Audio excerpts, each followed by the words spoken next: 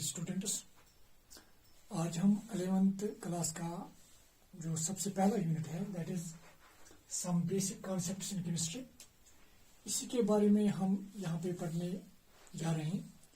Specially यहाँ पे हम एक ब्रीफ आइडिया देना चाहेंगे इस यूनिट के कुछ मेन टॉपिक्स पर। जो इसके मेन टॉपिक्स हैं उनका कुछ ब्रीफ यहाँ पे आइडिया देना चाहेंगे। इससे पहले कि हम इनके कॉन्सेप्ट्स जो इस यूनिट में हैं वो स्टार्ट करें, मैं कहना चाहूँगा कि मैं कोशिश करूँगा कि जो भी मेरी अंडरस्टैंडिंग है इन टॉपिक्स के बारे में या इस यूनिट के बारे में मैं आपके साथ शेयर करूँगा। कहीं पर भी कोई लिमिटेशन हो या आपको लगे कि कहीं पे आपका कंसेप्ट जो मैं आपको सिखाऊंगा यहाँ पे अगर आपको वो क्लियर नहीं हो रहा है तो आप अपने टीचर्स को कंसल्ट करें या जो रेफरेंस बुक्स हैं या टेक्स्ट बुक्स हैं वो कंसल्ट करके अपने जो कंसेप्ट हैं वो अच्छे से क्लियर करें। तो स्टार्ट करेंगे हम some basic concepts in chemistry में। सबसे पहले टॉपिक दैट इज मैटर से ही स्टार्ट करेंगे। मैं यहाँ पे बहुत कम लिखाऊंगा और ज्यादा हम डिटेल्ड में नहीं जाएंगे किसी भी टॉपिक्स में। जो भी टॉपिक है हम उसका एक ब्रीफ आइडिया यहाँ पे देना चाहेंगे ताकि आपको फिर टॉपिक पढ़ने में जो मुश्किलात होगी वो कम से कम दूर हो जाएंगी। तो स्टार्ट करेंगे हम फिर मैटर से।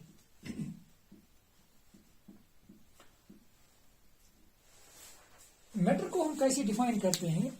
सबसे पहले जो मैटर की अगर हम डेफिनेशन देखेंगे, सिंपली मैटर हम उस हर चीज को हम मैटर का नाम देते हैं जो एक तो मास रखता हो और जो स्पेस ऑक्यूपाई करता हो।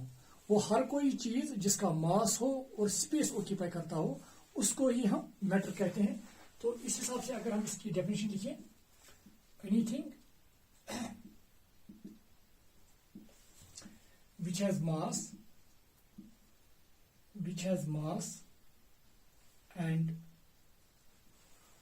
occupies space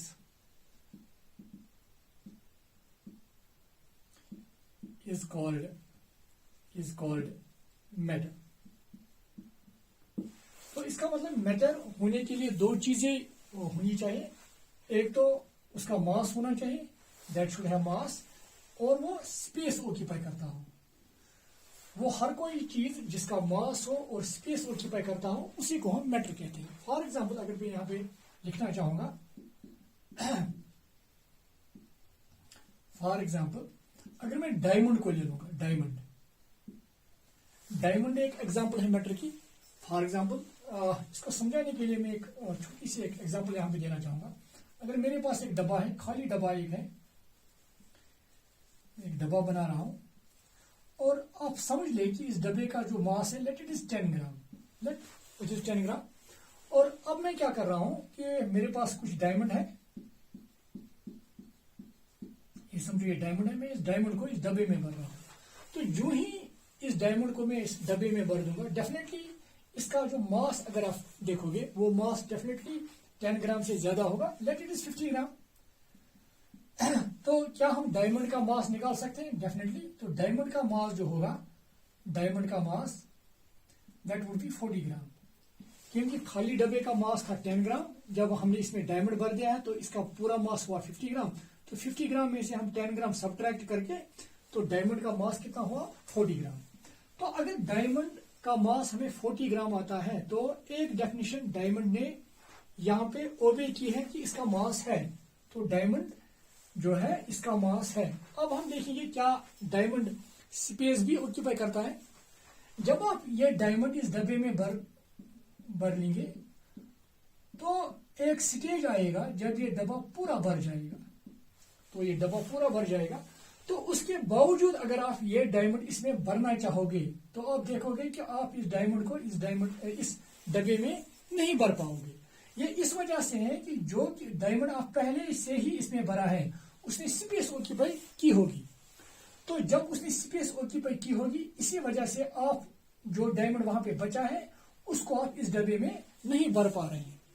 तो अगर इस डायमंड ने जो आपने पहले ही डब्बे में रखा होगा, अगर उसने स्पेस ऑक्यूपाई नहीं की होती तो जितना भी यहाँ पे डायमंड होता तो आप इजिली इसमें आप भर सकते थे। क्योंकि हम ये नहीं कर सकते हैं तो इसका मतलब है कि ये जो डायमंड है वो स्पेस भी ऑक्यूपाई करता है। तो इसका मतलब डायमंड का मास भी है और डायमंड स्पेस भी ऑक्यूपाई करता है। तो डायमंड एक एग्जाम्पल है मैटर की। तो यहाँ पे मैंने डायमंड की एग्जाम्पल दी है, और सारे एग्जाम्पल्स हैं जो हम यहाँ पे डिस्कस करना चाहेंगे।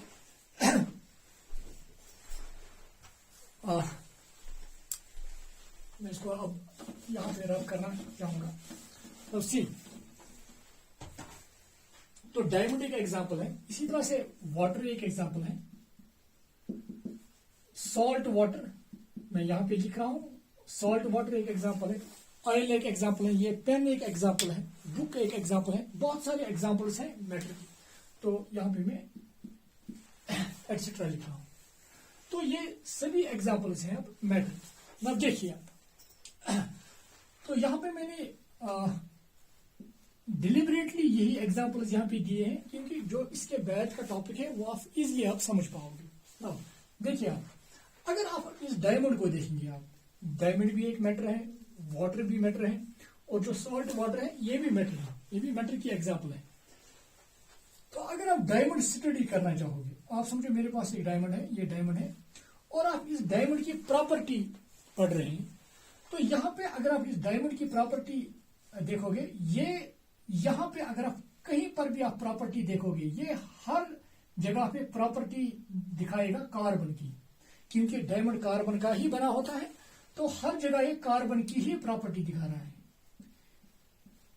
तो अगर ये हर किसी जगह पर कार्बन की ही प्रॉपर्टी दिखा रहा है तो हम एक दूसरे तरीके से ये कहेंगे कि डायमंड जो है वो हर कहीं पर सिमिलर प्रॉपर्टीज दिखा रहा है, क्योंकि यहां पर भी कार्बन की ही प्रॉपर्टी है, यहां पर भी कार्बन की है, कार्बन की है, हर जगह पर कार्बन की ही प्रॉपर्टी दिखा रहा है। तो हम ये भी कह सकते हैं कि ये जो डायमंड है वो हर किसी जगह पे एक ही किस्म की प्रॉपर्टीज दिखा रहा है। जो भी matter through out similar properties दिखाएगा, हर किसी जगह पे सेम प्रॉपर्टीज दिखाएगा, तो हम इसको कहेंगे फिर प्योर। तो फिर ये प्योर मैटर है। नाउ अब देखिए ये वाटर, जो मैंने एक और एग्जांपल ली थी वाटर। आप समझो यहां पर मैंने वाटर लिया है। अगर आप वाटर की प्रॉपर्टीज देखना चाहोगे, आप समझो यहां पे ये हमें प्रॉपर्टी दिखा रहा है H2O की, H2O की प्रॉपर्टी दिखा, क्योंकि ये वाटर है, ये हमें हाइड्रोजन की प्रॉपर्टी नहीं दिखाएगा, ऑक्सीजन की प्रॉपर्टी नहीं दिखाएगा, बल्कि H2O की एक अलग सी प्रॉपर्टी है, वही प्रॉपर्टी दिखा रहा है। आप समझो अगर आप यहां पे देखेंगे, यहां पर भी ये H2O की ही प्रॉपर्टी दिखाएगा। जहां पर भी आप देखोगे ये हर जगह पर H2O की ही प्रॉपर्टी दिखाएगा।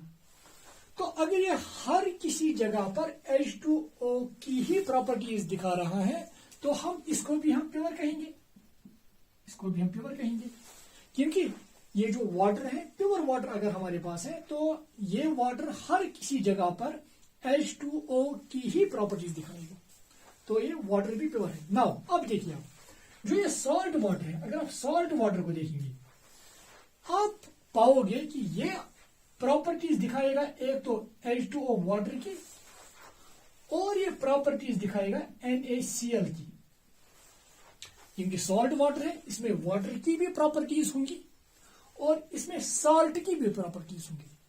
तो जो ये सॉल्ट वाटर है तो ये एक किस्म की ही प्रॉपर्टीज थ्रू आउट नहीं दिखा रहा है, बल्कि वाटर की भी प्रॉपर्टीज दिखा रहा है और सॉल्ट की भी प्रॉपर्टी दिखा रहा है। जो मैटर एक से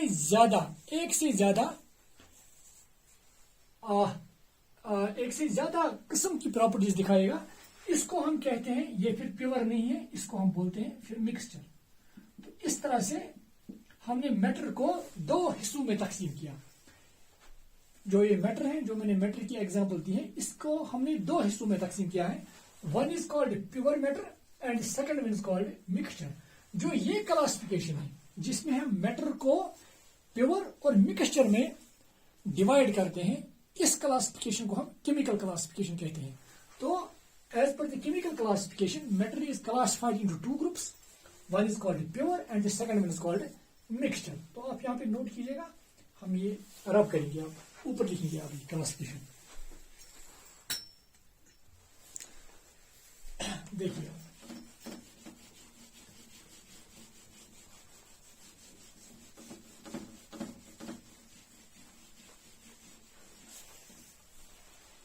तो ये जो मैटर है इसको हमने क्लासिफाई किया है, और ये जो क्लासिफिकेशन है ये मैंने अभी कहा आपको, ये इस क्लासिफिकेशन को हम केमिकल क्लासिफिकेशन कहते हैं, केमिकल क्लासिफिकेशन। तो इस केमिकल क्लासिफिकेशन में हमने मैटर को डिवाइड किया है, एक तो pure and second one is mixture. तो अगर आप देखेंगे प्योर की एग्जांपल जो मैंने अभी दिखाई थी, that is diamond. Diamond example है प्योर मैटर की, और इसी तरह से एक और एग्जांपल मैंने दी थी वाटर की, और जो मिक्सचर की एग्जांपल मैंने यहां पे दी थी वो था सॉल्ट वाटर, सॉल्ट वाटर। ना तो मुझे उम्मीद है कि आपको समझ यहां तक आया होगा कि प्योर हम अब मैटर की जो प्योर फॉर्म है वो किसको कहेंगे और मिक्सचर किसको कहेंगे। नाउ सी, अब यहां पे देखिए, ये जो डायमंड है और ये वाटर है, दोनों ये प्योर है, मगर अगर आप डायमंड को देखेंगे, ये जो डायमंड है इसमें सिर्फ एक ही किस्म के एटम्स हैं, सिर्फ कार्बन एटम्स। ये बना है सिर्फ कार्बन एटम्स का, सिर्फ कार्बन एटम्स का। डायमंड जो है ये एक प्योर मैटर है, मगर इसमें एक ही किस्म के एटम्स होते हैं जिनको हम कहते हैं कार्बन एटम्स। तो अगर इसके बरक्स अगर आप देखेंगे वाटर, वाटर जो है, वाटर में आप देखोगे इसमें एक ही किस्म के एटम्स नहीं है, बल्कि इसमें एक तो हाइड्रोजन है और ऑक्सीजन है। दोनों ये प्योर, ये जो प्योर है प्योर मैटर की ही एग्जांपल है। और इसमें जो डायमंड है, डायमंड में एक ही किस्म के एटम्स हैं, और जो वाटर है ये एक से ज्यादा किस्म के एटम्स का बना है। वो प्योर मैटर, वो प्योर मैटर जिसमें एक ही किस्म के एटम्स होते हैं, इसी को हम बोलते हैं एलिमेंट। और वो प्योर मैटर जो एक से ज्यादा किस्म के एटम्स का बना हो या एलिमेंट्स का बना हो, इसको हम बोलते हैं कंपाउंड। तो इस तरह से हमने प्योर मैटर को क्लासिफाई किया है दो हिस्सों में, one is element and the second one is compound. So अब हम इजीली कह सकते हैं जो वाटर है it is example of compound, और जो डायमंड है वो एक एग्जांपल है एलिमेंट की। यहां पे आप नोट कीजिएगा अभी।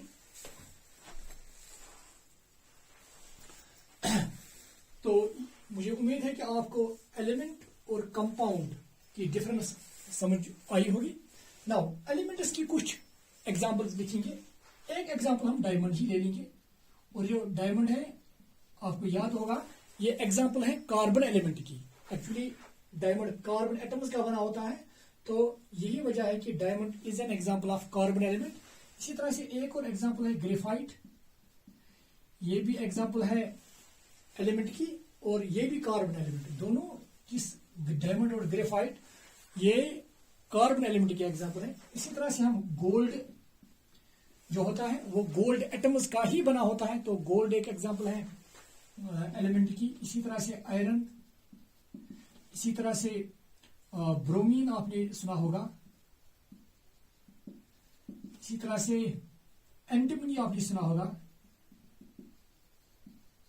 Etcetera. They are all examples of, ये जो मैंने यहां पे लिखे हैं, they are all examples of elements, ये एग्जांपल्स हैं।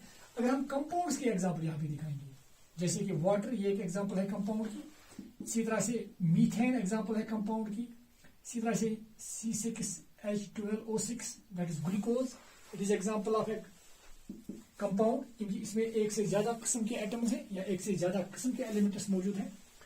इसी तरह से C12H22O11 जिसको हम सक्रोज बोलते हैं, ये एग्जांपल है कंपाउंड की। इसी तरह से CH2 double bond CH2 ethene, ये एग्जांपल है कंपाउंड्स की। तो इस तरह से हमने कंपाउंड्स को भी यहाँ पे समझने की कोशिश की और एलिमेंट्स को भी समझने की कोशिश की। यहाँ पे आप यहाँ तक आप इसको नोट कीजिए। अब हम थोड़ा इनके बारे में, एलिमेंट्स और कंपाउंड के बारे में और जानने की कोशिश करेंगे। ये आप प्लीज नोट कीजिए भी।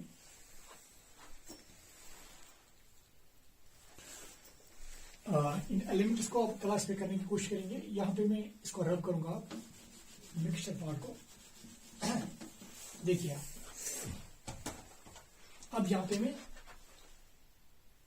लिखने जा रहा हूं जो भी ये एलिमेंट्स है, जैसे कि डायमंड और ग्रेफाइट, जिसका मैंने कहा कि ये एक एग्जांपल है कार्बन एलिमेंट की, gold, iron, bromine, antimony etcetera.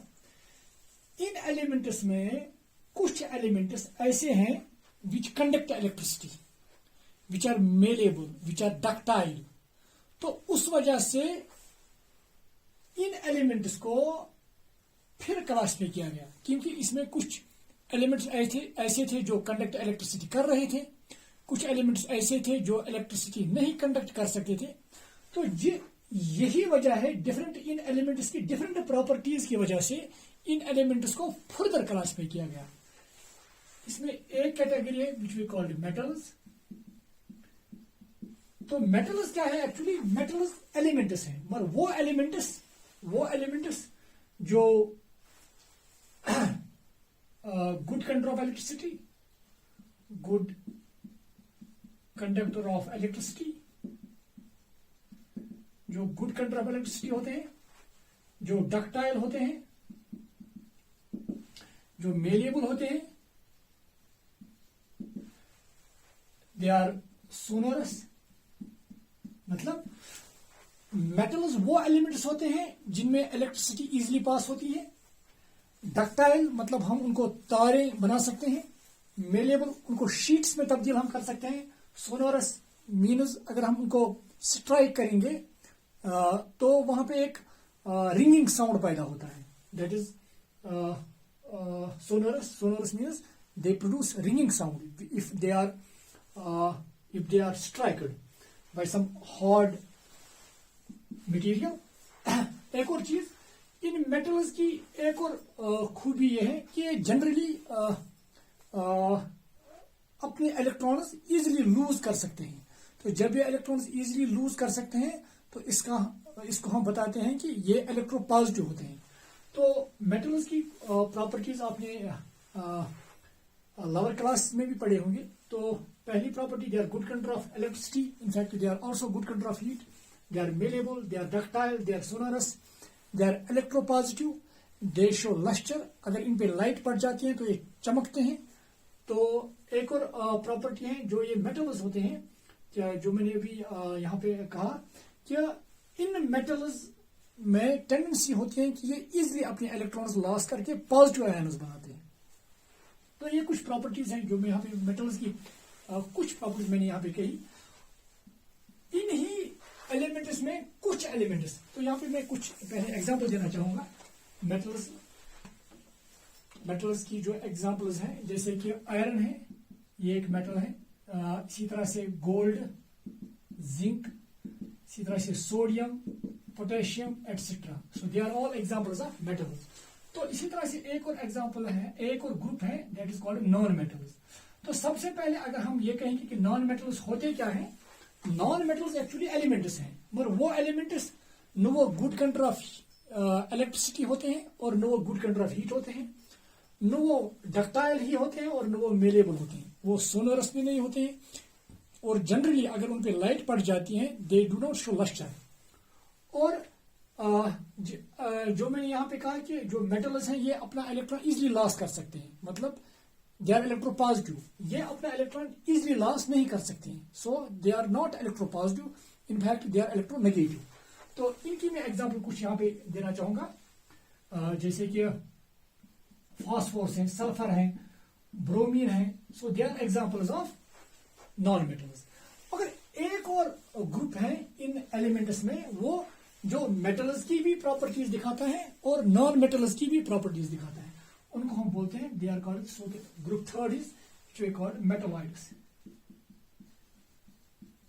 तो अगर हम मेटलॉइड्स को डिफाइन करेंगे, मेटलॉइड्स और first of all their elements which show some of the properties of metals and some of the properties of non-metals, जैसे कि एंटीमनी है, बिस्मथ है, they are some of the examples of these metalloids. तो इस तरह से हमने elements को यहाँ पे क्लासिफाई किया है. कुछ ब्रीफ इंट्रोडक्शन मैंने यहाँ पे दिया है कि एलिमेंट्स क्या होते हैं और एलिमेंट्स को कैसे फिर क्लासिफाई किया गया.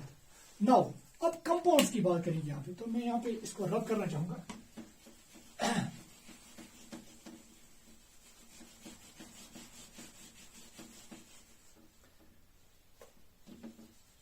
देखिए, ये मैंने कुछ कंपाउंड्स की यहाँ पे एग्जांपल दिए. इन कंपाउंड्स को भी क्लासिफाई किया गया था. एक ग्रुप था which we called organic compounds,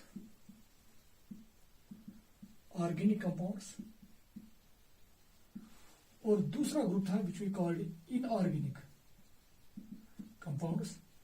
बहुत सारे तरीके हैं डिफाइन करने के लिए. ऑर्गेनिक कंपाउंड्स को हम कैसे डिफाइन करेंगे, इनऑर्गेनिक कंपाउंड्स को. एक डेफिनेशन ये भी है कि ऑर्गेनिक कंपाउंड्स हम उन कंपाउंड्स को कहेंगे जिनमें कार्बन और हाइड्रोजन का होना जरूरी है. कार्बन और हाइड्रोजन उनमें जरूरी होने चाहिए. जैसे कि फॉर एग्जांपल ये देखिए आप CH4, तो इसमें कार्बन भी है और हाइड्रोजन भी है, और अगर कार्बन भी है और हाइड्रोजन भी है फिर ये एग्जांपल है ऑर्गेनिक कंपाउंड की. इसी तरह से अगर आप यहाँ पे देखेंगे, यहाँ पे है कार्बन, हाइड्रोजन और ऑक्सीजन. वो कंपाउंड्स जिनमें कार्बन और हाइड्रोजन का होना जरूरी है, और अगर ये दो एलिमेंट्स हैं, अगर इसके बावजूद और भी कुछ एलिमेंट्स हैं, कार्बन और हाइड्रोजन के बगैर भी कुछ एलिमेंट्स हैं, फिर भी इनको हम ऑर्गेनिक कंपाउंड्स का ही नाम देते हैं. जैसे कि C6H12O6, क्योंकि इसमें भी पहले कार्बन और हाइड्रोजन है और इसके बावजूद ऑक्सीजन भी है. कार्बन और हाइड्रोजन का होना पहले जरूरी है, तो उसके बावजूद अगर और भी कोई एलिमेंट है तो इसको भी हम ऑर्गेनिक कंपाउंड कहते हैं. तो इसी तरह से अगर मैं ये लिखूं C2H5Cl, तो इसमें भी कार्बन और हाइड्रोजन है, उसके बावजूद Cl भी है, तो ये भी एक एग्जांपल है ऑर्गेनिक कंपाउंड की. इसी तरह से आप बहुत सारे कंपाउंड्स का नाम लिख सकते हैं, ऑर्गेनिक कंपाउंड्स को. इसी तरह से अगर आप यहाँ पे देखेंगे, ये भी एग्जांपल है फिर ऑर्गेनिक कंपाउंड की. C12H22O11, ये भी एग्जांपल है ऑर्गेनिक कंपाउंड की. ऑर्गेनिक कंपाउंड को हम इस तरह से भी डिफाइन करते हैं, क्योंकि मैंने आपको पहले ही कहा they essentially contain carbon and hydrogen. तो वो कंपाउंड्स जिनमें कार्बन और हाइड्रोजन हो उनको हम एक और नाम से भी जानते हैं, they are called hydrocarbon. So all hydrocarbon are organic compounds. तो जो भी हाइड्रोकार्बन है वो एग्जाम्पल है ऑर्गेनिक कंपाउंड की. और हाइड्रोकार्बन से जो हम कंपाउंड्स डिराइव करते हैं उनको भी हम ऑर्गेनिक कंपाउंड का नाम देते हैं. ये एक और डेफिनेशन है. तो अभी आप ये डेफिनेशन भी याद रखेंगे, वो कंपाउंड्स जिनमें कार्बन और हाइड्रोजन का होना जरूरी है, और अगर कार्बन और हाइड्रोजन के बगैर और भी कोई एलिमेंट है फिर भी हम उनको ऑर्गेनिक कंपाउंड का ही नाम देंगे.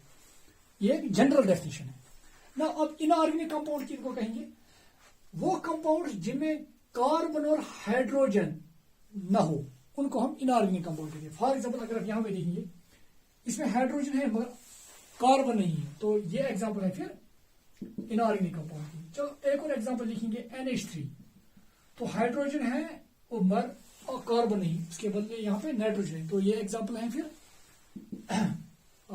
इनऑर्गेनिक कंपाउंड की. FeS, यहाँ पे न कार्बन है न हाइड्रोजन है, तो फिर ये इनऑर्गेनिक कंपाउंड की एग्जांपल है. तो इसी तरह से SO2, ये भी एग्जांपल है फिर इनऑर्गेनिक कंपाउंड की. NaOH, ये एग्जांपल है इनऑर्गेनिक कंपाउंड की. HCl इनऑर्गेनिक कंपाउंड की एग्जांपल है. इसी तरह से अगर मैं लिखूं PH3 फॉस्फीन इसका नाम है, तो ये इनऑर्गेनिक कंपाउंड है. तो इस तरह से हमने ऑर्गेनिक और इनऑर्गेनिक कंपाउंड को भी यहाँ पे डिफाइन करने की कोशिश की है. तो ये एक ब्रीफ ओवरव्यू था कि हम कैसे ऑर्गेनिक कंपाउंड को डिफाइन करेंगे और इनऑर्गेनिक कंपाउंड को कैसे डिफाइन करेंगे. नाउ अब थोड़ा बहुत इन जो कंपाउंड्स हैं, चाहे हमने ऑर्गेनिक कंपाउंड्स के बारे में पढ़ा, इनऑर्गेनिक कंपाउंड्स से पढ़ा या एलिमेंट्स के बारे में पढ़ा, तो कोशिश करेंगे अब इनकी स्ट्रक्चर के बारे में जानने की कोशिश करेंगे. ये आप अभी नोट कीजिए, स्ट्रक्चर की तरफ जाएंगे हम.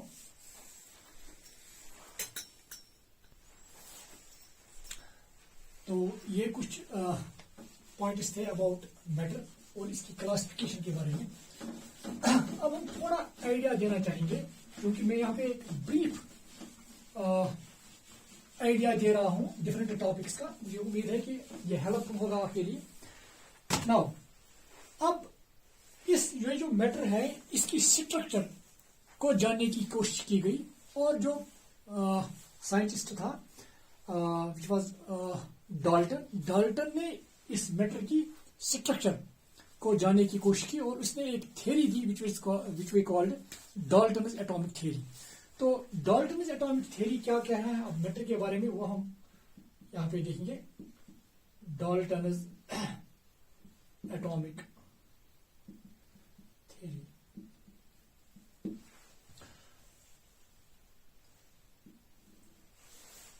जो ये डाल्टन्स एटॉमिक थ्योरी है ये कुछ पोस्टुलेट्स की बुनियाद पर है। इसके कुछ पोस्टुलेट्स हैं जो यहां पे हम लिखेंगे।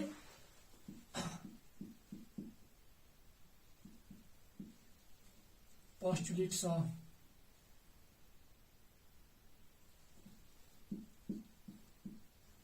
Dalton's atomic theory.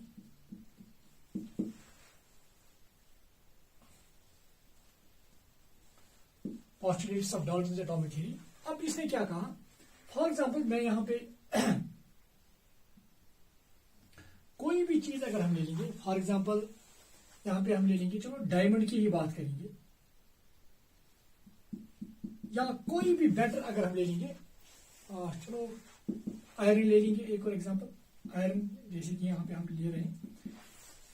डाल्टन ने क्या कहा कि इसने कहा कि जो भी मैटर है, मैटर ये छोटे छोटे पार्टिकल्स का बना है, और ये जो छोटे पार्टिकल्स हैं इनफैक्ट वो छोटे पार्टिकल्स जो फर्दर डिवाइड नहीं होते हैं। तो उन छोटे छोटे पार्टिकल्स जो फर्दर डिवाइड नहीं होते हैं उन्हीं का ये मैटर बना है। तो जो छोटे छोटे पार्टिकल्स जो फर्दर डिवाइड नहीं होते हैं उनको नाम दिया गया एटम्स। तो सबसे पहला पोस्टुलेट ये है कि फिर मैटर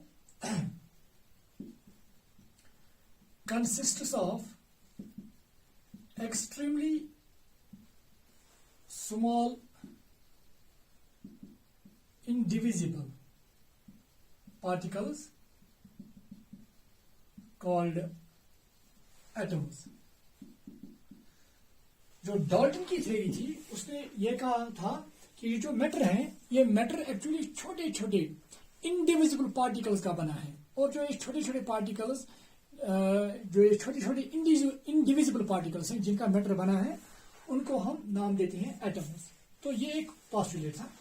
दूसरा पोस्टुलेट था कि इसने कहा कि अगर हमारे पास कोई भी एलिमेंट है, फॉर एग्जांपल यहां पे आयरन में ले रहा हूं, आयरन एलिमेंट, अगर हम कोई भी एलिमेंट ले लेंगे उस एलिमेंट के जो एटम्स होंगे वो हर किसी प्रॉपर्टी में सेम होंगे। मतलब यहां पे अगर आप आयरन ले लेंगे, कहीं पर और आयरन ले लेंगे, और कहीं पर आयरन ले लेंगे, ये एटम्स जो है, ये जो डिफरेंट एटम्स आप ले रहे हैं आयरन के, ये हर किसी प्रॉपर्टीज में सेम होंगे। तो इसका एक और पोस्टुलेट ये था, atoms of the same element, अगर आप एक ही एलिमेंट के एटम्स ले रहे हैं, they would be similar in all the properties. तो यहां पे मैं जाऊंगा, atoms of same element, atoms of same element are similar in all the properties all the properties। मतलब इनका एटॉमिक मास सेम होगा, इनका एटॉमिक नंबर सेम होगा, इनका एटॉमिक वॉल्यूम सेम होगा, तो हर किसी प्रॉपर्टीज में ये सेम होंगे प्रोवाइडेड ये एटम्स एक ही एलिमेंट के हो। नाउ अब तीसरा पोस्टुलेट क्या कहा इसने कहा कि अगर आप अब दो एलिमेंट्स को ले लीजिए, फॉर एग्जांपल यहां पे मैंने डायमंड एग्जांपल दी है, डायमंड किस एलिमेंट की एग्जांपल है, कार्बन एलिमेंट की। तो अगर हम अब दो एलिमेंट ले लीजिए, एक तो कार्बन एलिमेंट और आयरन एलिमेंट, अगर आप इसका एटम ले लेंगे तो इसका एटम होगा कार्बन एटम, तो इसका एटम ले लेंगे दैट्स आयरन। इसने कहा कि जो डिफरेंट एलिमेंट्स हैं, अगर आप डिफरेंट एलिमेंट्स ले रहे हैं, उन डिफरेंट एलिमेंट्स के जो एटम्स होंगे वो हर किसी प्रॉपर्टी में एक दूसरे से डिफरेंट होंगे। तो एक और पोस्टुलेट फिर ये था, atoms of different elements are different in all the properties. यहां पे मैं लिखना चाहूंगा atoms of different elements are different in all the properties. मतलब वो एटॉमिक नंबर में भी डिफरेंट होंगे, वो एटॉमिक मास में भी डिफरेंट होंगे, वो एटॉमिक साइज में भी डिफरेंट होंगे, तो हर किसी प्रॉपर्टीज में वो डिफरेंट होंगे। और कुछ पोस्टुलेट्स जो इसने कहे हैं वो हम लिखना चाहेंगे, तो यहाँ पे मैं रब करना चाहूंगा, आप अगर चाहेंगे तो इसको नोट कीजिए भी।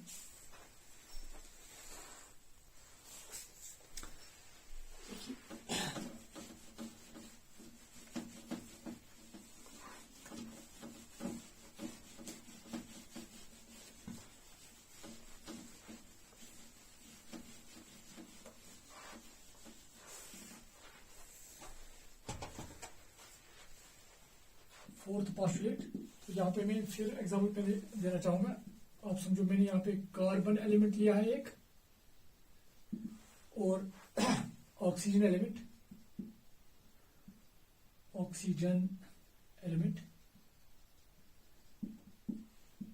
थोड़ा ये यहाँ पे लिखने से थोड़ा आपको समझने में आसानी होगी।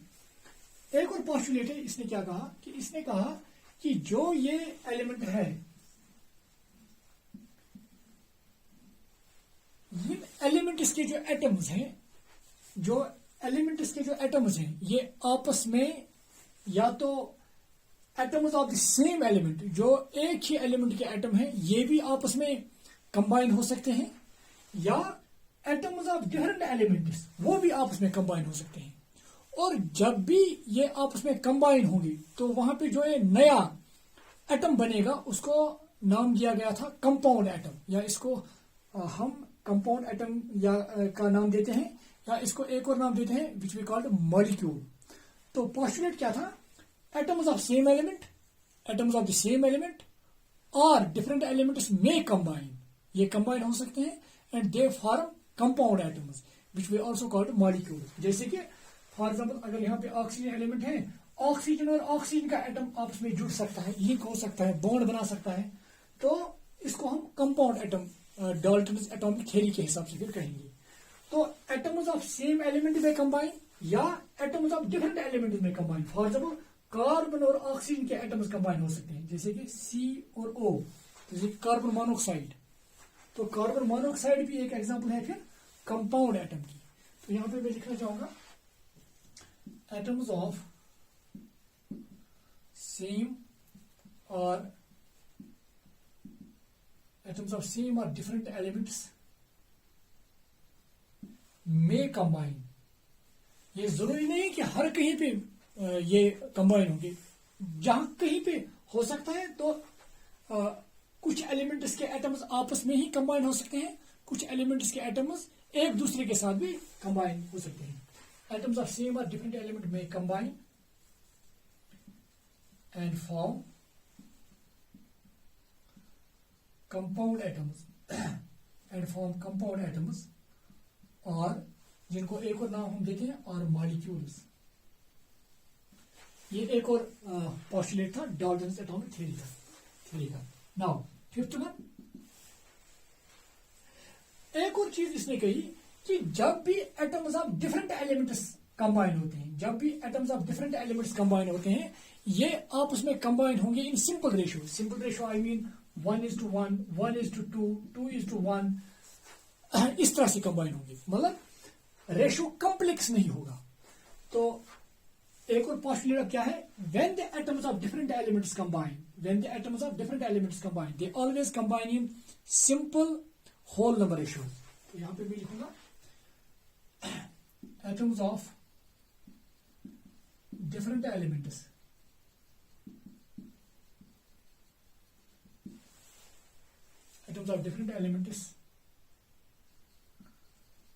combine in whole number ratios. जैसे कि अगर आप यहां पे देखेंगे, यहां पे कार्बन का एक एटम और ऑक्सीजन का एक एटम, तो रेशियो यहां पे अगर हम एटॉमिक रेशियो की बात कर रहे हैं, यहां पे 1:1 है। कभी कार्बन का एक एटम और ऑक्सीजन के 2 एटम भी कंबाइन होते हैं, तो रेशियो क्या रहा 1:2। तो 1:1 1:2 ये सिंपल रेशियो है। इसी तरह से एक और एग्जांपल दे देंगे SO3, तो रेशियो क्या रहा है यहाँ पे 1:3। तो इसने कहा कि जब भी atoms of different elements combine होंगे तो वो कंबाइन होंगे एक सिंपल रेशियो में, मतलब रेशियो कॉम्प्लेक्स नहीं होगा। तो फॉर एग्जांपल सल्फर के फॉर एग्जांपल 33, ऑक्सीजन के 19, इस तरह से रेशियो नहीं होगा। मतलब रेशियो जो होगा वो सिंपल रेशियो होगा, जिस तरह से यहाँ पे कुछ एग्जाम्पल मैंने दी। नाउ एक और एग्जाम्पल पोस्टुलेट था, तो मैं चाहूंगा पहले आप ये लिखिए, मैं इसको रब करूंगा यहाँ पे।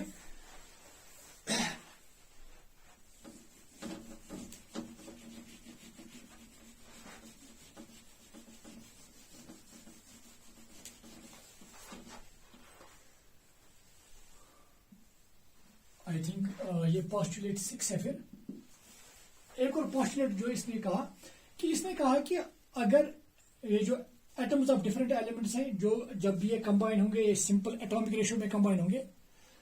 एक और पोस्टुलेट है, अगर atoms of different elements combine होते हैं डिफरेंट रेशियो में, तो वहां पे वो ऑलवेज डिफरेंट कंपाउंड्स ही बनाएंगे। मतलब अगर कार्बन और ऑक्सीजन 1:1 रेशियो में बनता है, तो यहाँ पे एक अलग कंपाउंड बनेगा। अगर यही 2 एलिमेंट डिफरेंट रेशियो में कंबाइन होते हैं, मतलब 1:2, तो ये कंपाउंड जो होगा ये इससे डिफरेंट होगा।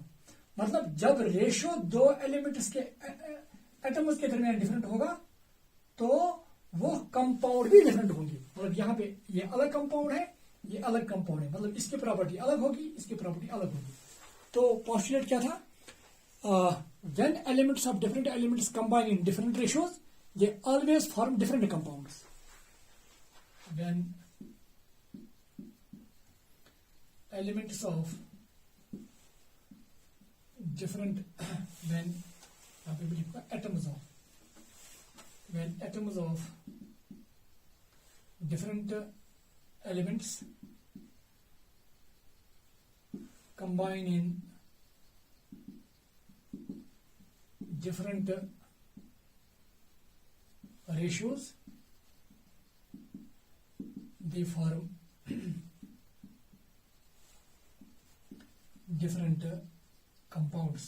तो ये डिफरेंट कंपाउंड्स बनाएंगे। मतलब कार्बन और ऑक्सीजन के दरमियान अगर रेशियो 1:1 है, तो ये कार्बन मोनोऑक्साइड है, ये अलग है।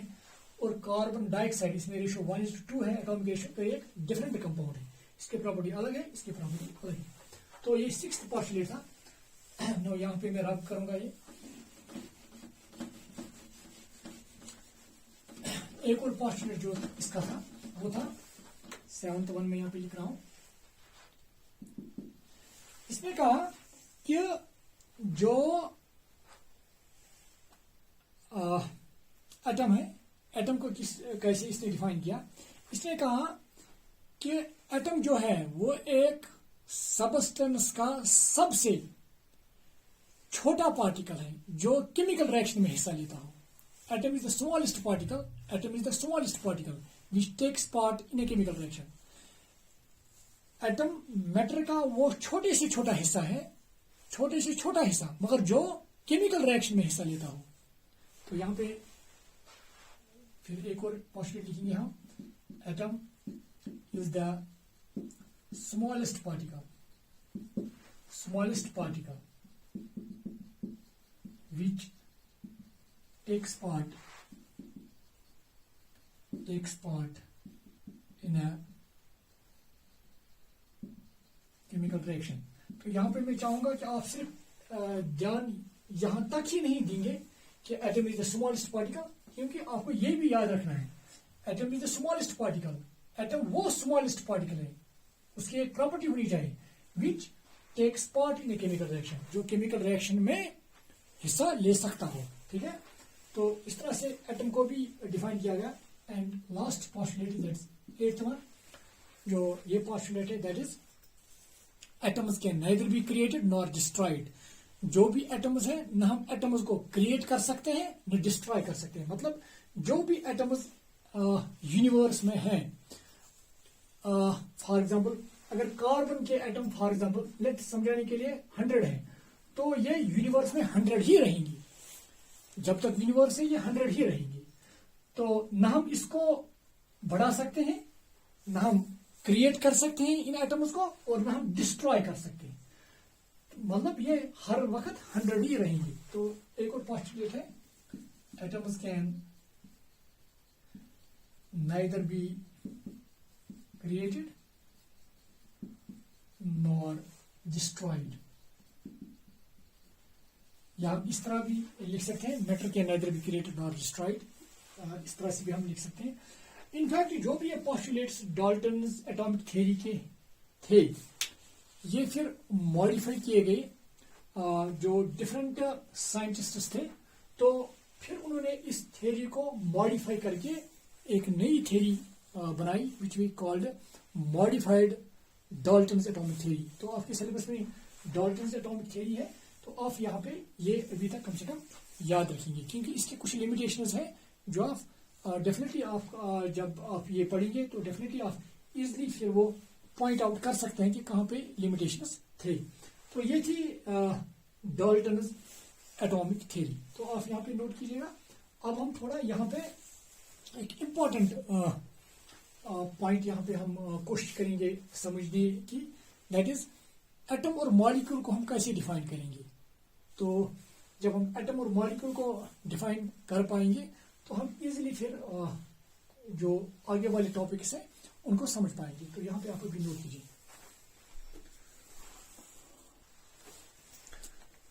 अब हम एटम और मॉलिक्यूल को समझने की कोशिश करेंगे।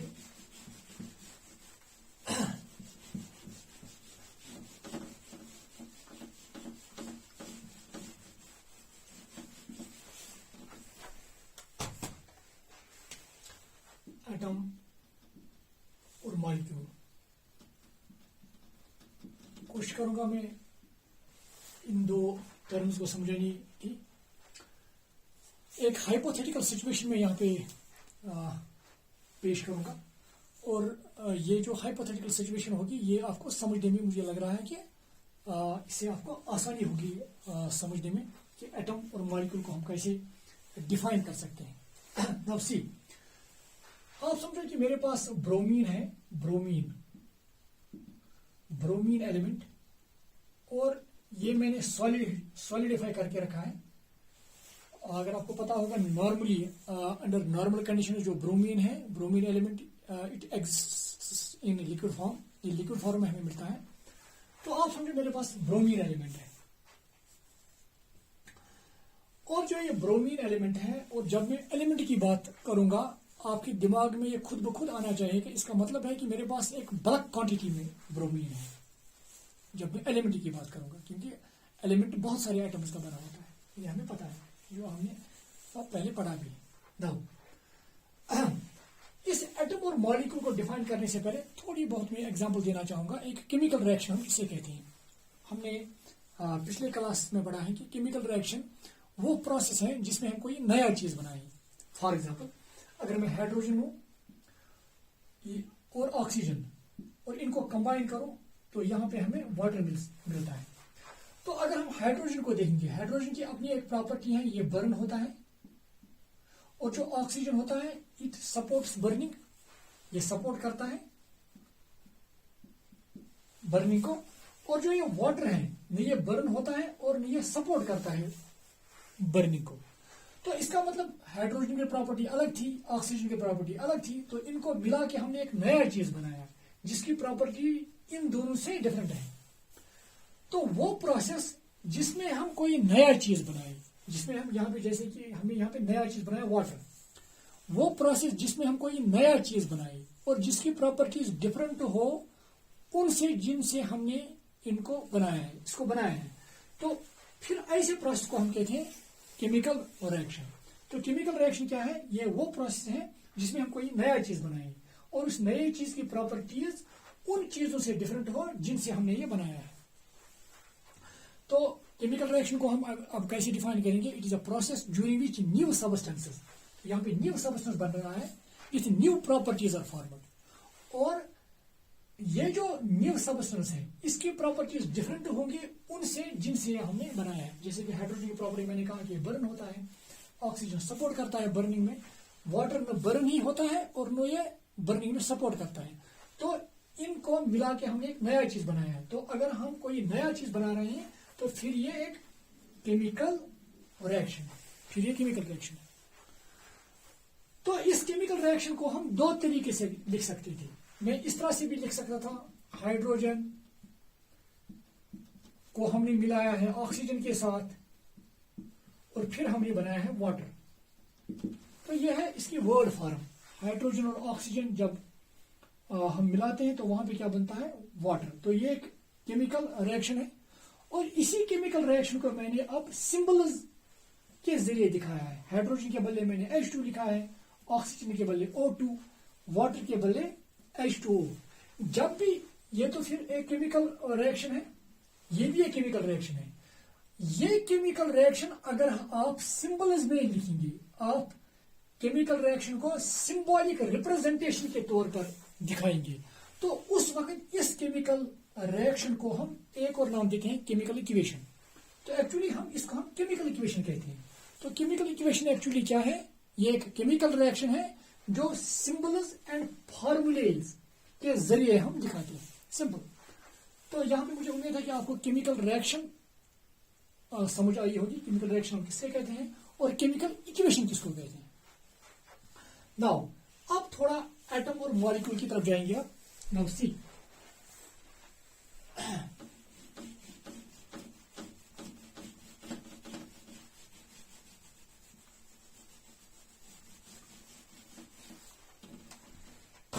नाउ अब मैं कोशिश करूंगा इस एटम और मॉलिक्यूल को डिफाइन करने की।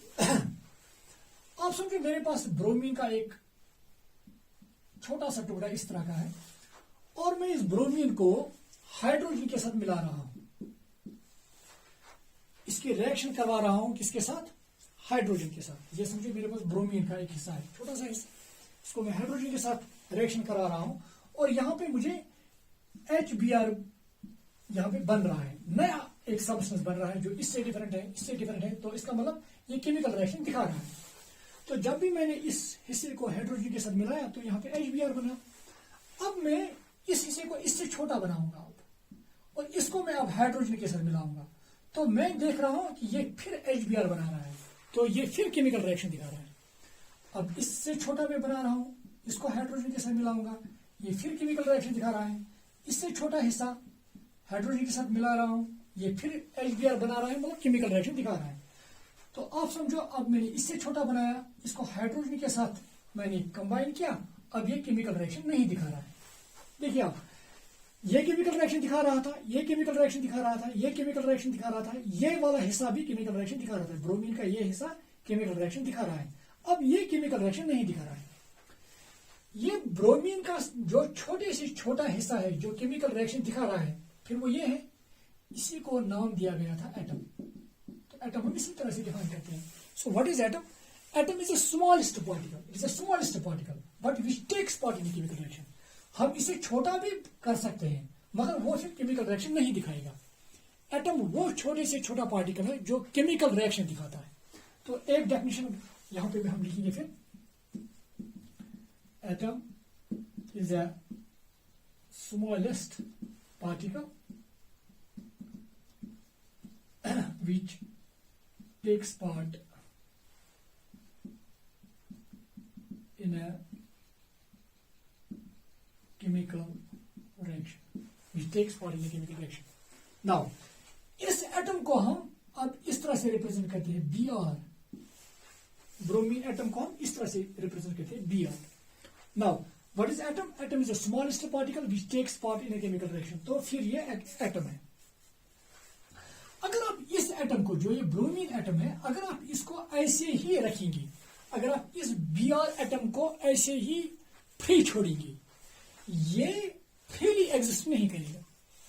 तो इसका मतलब ये जो एटम है ये फ्रीली एग्जिस्ट नहीं करता है। फ्रीली एग्जिस्ट करने का मतलब है ये क्विकली किसी दूसरे के साथ कंबाइन होगा, ये इस तरह से नहीं रहेगा।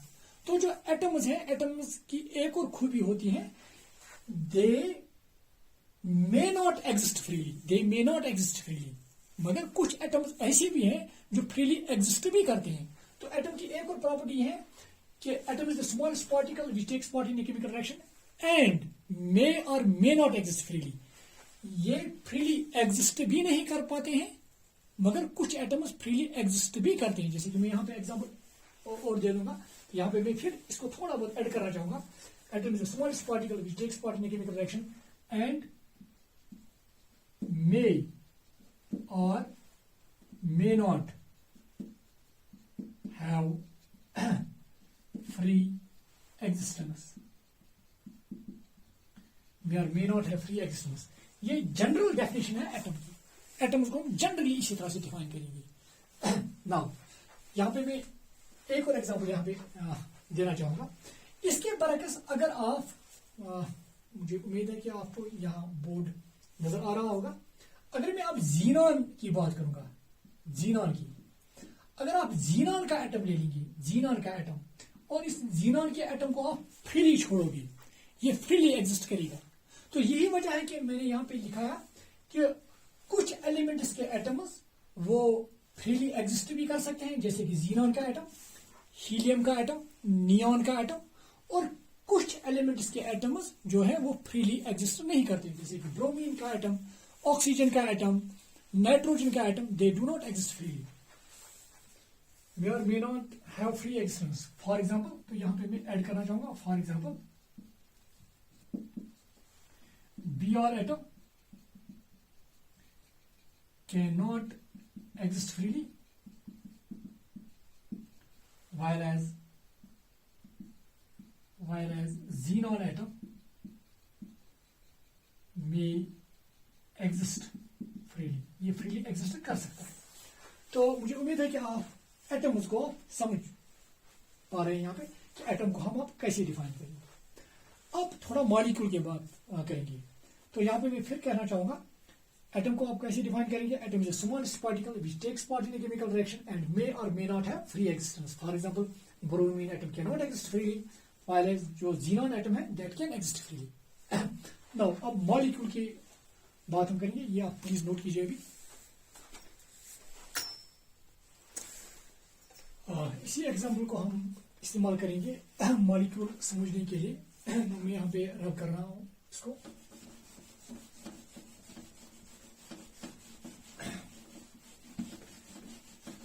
क्योंकि मैंने पहले कहा कि एक हाइपोथेटिकल एग्जाम्पल है, मगर आपको समझने में आसानी होगी। आप समझो यहाँ पे ब्रोमीन जो है, ब्रोमीन एलिमेंट है, मैंने यहाँ पे ब्रोमीन का एक छोटा सा पार्ट लिया है ब्रोमीन का, और इसमें 50 Br एटम्स हैं, 50 Br एटम्स इकट्ठे हैं। और इस हिस्से को आप अगर आप ऐसे ही रखोगे, these 50 Br एटम्स जो होंगे दे विल एग्जिस्ट फ्रीली, मतलब 50 Br atoms they can exist freely, ये फ्री एग्जिस्ट कर सकते हैं। नाउ सी, अब आप क्या कर रहे हैं, आप इसको इससे छोटा बना रहे हैं। समझो आपने 20 Br एटम्स का एक हिस्सा लिया, आप इनको फ्रीली छोड़ रहे हैं, एंड ये जो 20 Br एटम्स हैं दे ऑल्सो एग्जिस्ट फ्रीली, मतलब ये फ्रीली एग्जिस्ट कर सकते हैं। ये दूसरे एटम्स के साथ आसानी के साथ कंबाइन नहीं होंगे।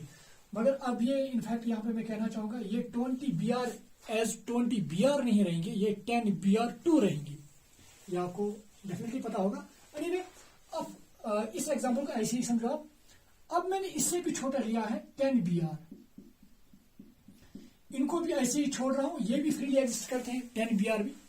अब मैं इससे छोटा ले रहा हूं 4 Br, ये भी एग्जिस्ट फ्रीली कर रहे हैं, इनको भी किसी दूसरे एलिमेंट के साथ कंबाइन होने की टेंडेंसी नहीं है। हाँ, आपस में कंबाइन हो सकते हैं मगर दूसरे के साथ कंबाइन नहीं होंगे। अब यहां पे मैं इससे छोटा ले रहा हूं 2 Br, और ये भी फ्रीली एग्जिस्ट करते हैं। मतलब ये एज रहेंगे Br2 और फ्रीली एग्जिस्ट, मतलब किसी और एलिमेंट के साथ कंबाइन नहीं होंगे। अब अगर इससे छोटा बनाऊं तो ये बनेगा एक 1Br, जो कि मैंने अभी कहा 1Br एटम, ये एक Br एटम है। ये जो Br एटम है, क्योंकि मैंने अभी कहा कि ये फ्रीली एग्जिस्ट नहीं कर रहा है, तो अगर मैं इस एग्जाम्पल को ऐसे देखूं कि इस ब्रोमीन एलिमेंट का छोटे से छोटा हिस्सा जो फ्रीली एग्जिस्ट करता है, ये एक Br फ्रीली एग्जिस्ट नहीं करता है, जो छोटे से छोटा हिस्सा Br का जो फ्रीली एग्जिस्ट करता है उसमें 2 Br होने चाहिए। तो मतलब छोटे से छोटा हिस्सा इस ब्रोमीन का जो फ्रीली एग्जिस्ट करता है, इसी को हम मॉलिक्यूल कहते हैं। तो फिर ब्रोमीन का मॉलिक्यूल जो है वो क्या है, फिर Br2, इसको हम ऐसे लिखते हैं। सो अब हम मॉलिक्यूल को हम कैसे डिफाइन करेंगे? Molecule is the smallest particle of a substance. It is again a smallest particle of a substance, but which has always free existence. मगर जो always freely exist करता हो, अगर आप याद करेंगे, मैंने कहा कि atoms may or may not have free existence, but molecules always have free existence. तो अब हम molecule को कैसे डिफाइन करेंगे? Molecule is the smallest particle of a substance which has always free existence. और एक और चीज, जो ये मॉलिक्यूल होता है, ये आप देखेंगे एक से ज्यादा एटम्स का बना होता है। जनरली आप यही देखेंगे कि मॉलिक्यूल जो होता है एक से ज्यादा एटम्स का बना होता है, 2 एटम्स का, 3 एटम्स का, 4 एटम्स का, एंड सो ऑन। और एक और इंपॉर्टेंट चीज, तो एक पॉइंट मैंने ये बताया कि जो मॉलिक्यूल होता है वो एक सबस्टेंस का छोटे से छोटा हिस्सा होता है जो फ्रीली एग्जिस्ट करता हो, और वो एक से ज्यादा एटम्स का बना हो। थर्ड एंड इंपॉर्टेंट प्रॉपर्टी, जो ये मॉलिक्यूल होगा, जो भी किसी भी सबस्टेंस का मॉलिक्यूल होगा, यहां पे हम Br2 की बात कर रहे हैं, Br2 मॉलिक्यूल है, ये मॉलिक्यूल उस सबस्टेंस की कंप्लीट केमिकल प्रॉपर्टीज दिखाएगा जिसका ये हिस्सा होगा। मतलब अगर आप सिर्फ Br2 की केमिकल प्रॉपर्टीज देखेंगे, वो Br2 जो है वो सभी केमिकल प्रॉपर्टीज दिखाता होगा जो ये सारा ब्रोमीन एलिमेंट दिखाएगा। मतलब Br2 मॉलिक्यूल जो है, it will show all the chemical properties of the bromine element. जो पूरा ये ब्रोमीन एलिमेंट केमिकल प्रॉपर्टीज दिखाता होगा वो ये Br2 दिखाएगा। मतलब a molecule shows all the properties of that substance of which it is a part. तो यहां पे मैं मॉलिक्यूल की डेफिनेशन लिखना चाहूंगा। Molecule is the smallest particle of a substance which has always free existence, which has always free existence, which has always free existence and contain 2 or more atoms. ये एक से ज्यादा एटम जो इसमें होते हैं, ये एक दूसरे के साथ कंबाइन होते हैं through chemical bonds. Anyway, so molecule is a smallest particle of substance which has always free existence and contain 2 or more atoms. तो यहाँ पे मैं लिखना चाहूंगा, molecule shows all the chemical properties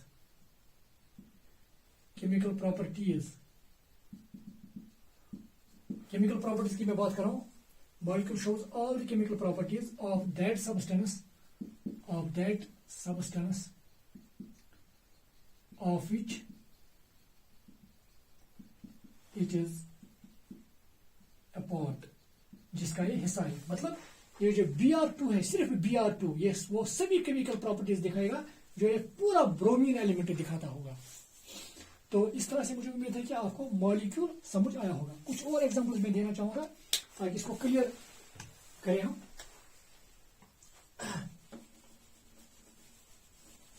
देखिए, आप मॉलिक्यूल की कुछ और एग्जांपल देना चाहेंगे। आप समझो, यहां पे मैं वाटर ले रहा हूं, वाटर मेरे पास एक कंटेनर है और इसमें वाटर है, कंटेनर वाटर, और मैं चाहता हूं कि वाटर का छोटे से छोटा हिस्सा जो फ्रीली एग्जिस्ट करता हो, जो छोटे से छोटा हिस्सा जो फ्रीली एग्जिस्ट करता हो, उसी को हम मॉलिक्यूल कहेंगे। आप समझो मैंने एक ड्रॉप लिया, वाटर ड्रॉप, और इसमें 100 वाटर मॉलिक्यूल्स हैं और ये ड्रॉप इजिली फ्रीली एग्जिस्ट करता है। तो मैं पहले देखूंगा कि इससे छोटा भी मत बन सकता है। अब मैंने इससे छोटा वाटर ड्रॉप लिया जिसमें 50 वाटर मॉलिक्यूल्स थे, H2O की 50 मॉलिक्यूल्स हैं और ये भी फ्रीली एग्जिस्ट कर रहा है। अब मैं इससे छोटा बना रहा हूं, इसमें मैंने 10 वाटर मॉलिक्यूल्स लिए, ये भी फ्रीली एग्जिस्ट कर रहा है। अब मैंने इससे छोटा लिया, इसमें 4 वाटर मॉलिक्यूल्स एग्जिस्ट कर रहे हैं और ये भी फ्रीली एग्जिस्ट कर रहा है। अब मैंने एक इससे छोटा एक ड्रॉप लिया है जिसमें सिर्फ 2 H2O है और ये भी फ्रीली एग्जिस्ट कर रहा है। इससे छोटा मैंने लिया H2O, ये भी फ्रीली एग्जिस्ट कर रहा है।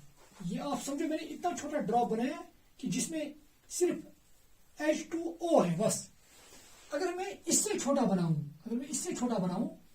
अब ये फ्रीली एग्जिस्ट नहीं करता है, मतलब ये ब्रेक होगा हाइड्रोजन और फिर ऑक्सीजन में।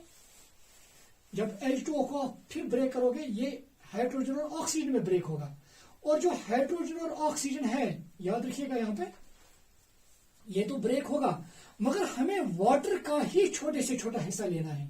मतलब वो वाटर ही होना चाहिए, वो किसी दूसरे मॉलिक्यूल में तब्दील नहीं होना चाहिए। मतलब अगर मैं वाटर का मॉलिक्यूल ले रहा हूं तो मुझे वाटर का ही छोटे से छोटा हिस्सा लेना है जो फ्रीली एग्जिस्ट करता हो। और अगर आप याद करेंगे कि मैंने कहा कि वो छोटे से छोटा हिस्सा वो सभी केमिकल प्रॉपर्टीज दिखाना चाहे जो ये पूरा वाटर दिखा रहा होगा, तो वो होगा फिर H2O, जिसमें सिर्फ 2 हाइड्रोजन होंगे और 1 ऑक्सीजन एटम होगा। तो इसी को हम कहेंगे अब यहाँ पे मॉलिक्यूल।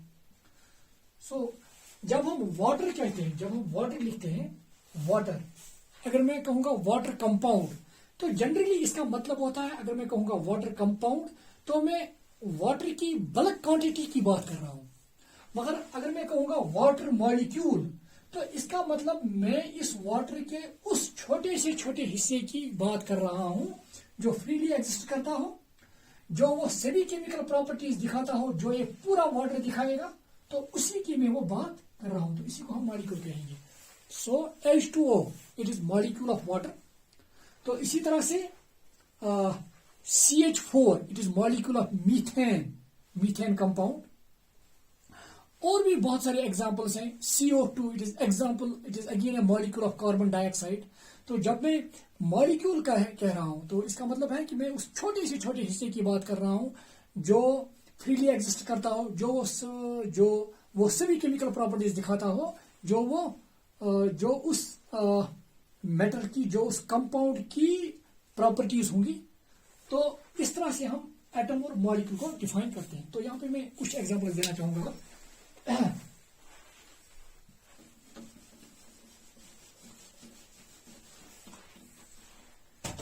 तो मॉलिक्यूल के बारे में मैंने, जैसे कि Br2 ये एक मॉलिक्यूल है, because it exist freely, it shows all the chemical properties of the substance of which it is a part.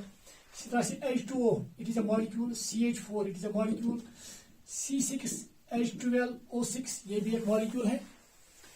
आप समझो ग्लूकोज, जब मैं ग्लूकोज कहूंगा, ग्लूकोज कंपाउंड, तो मैं बल्क क्वांटिटी की बात कर रहा हूं, मगर उस ग्लूकोज का छोटे से छोटा हिस्सा जो फ्रीली एग्जिस्ट करता हो, जो वो सभी केमिकल प्रॉपर्टीज दिखाएगा, जो वो पूरा ग्लूकोज कंपाउंड दिखाएगा, that would contain only 6 carbon atoms, 12 hydrogen atoms and 6 oxygen atoms. तो ये ग्लूकोज का मॉलिक्यूल है। तो इसी तरह से C12H22O11, आप समझे मेरे पास सक्रोज है, सक्रोज का वो छोटे से छोटा हिस्सा which has free existence, which shows all the properties, which shows all the chemical properties of the sucrose compound, that would be this C12H22O11। तो C12H22O11 ये एक मॉलिक्यूल है फिर सक्रोज का। नाउ देखिए आप, बस एक और इंपॉर्टेंट पॉइंट यहाँ पे मैं कहना चाहूंगा ताकि आप क्लियर हो जाए। अगर आप ये देखेंगे, ये जो Br2 है ये भी एक मॉलिक्यूल है, H2O ये भी एक मॉलिक्यूल है।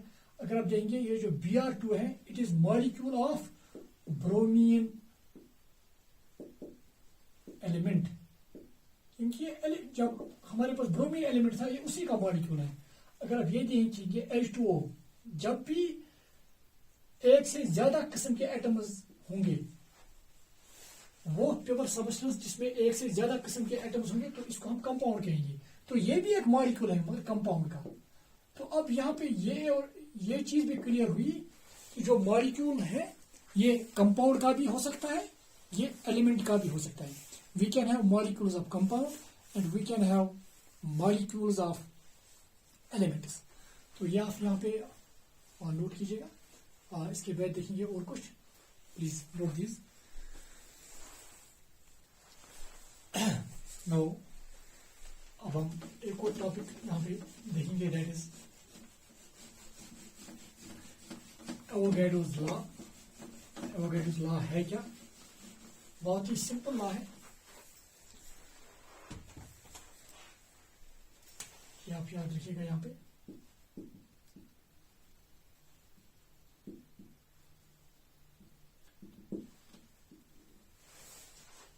ये कह रहा है कि अगर हमारे पास डिफरेंट गैसेस हैं, अगर हम डिफरेंट गैसेस ले लेंगे,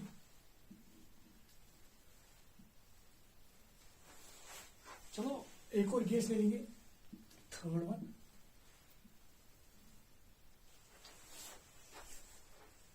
और अगर हम इन तीन गैसेस जो यहाँ पे हैं, चलो यहाँ पे हम ऑक्सीजन ले लेंगे, यहाँ पे नाइट्रोजन ले लेंगे, let and here we have hydrogen gas, ठीक है।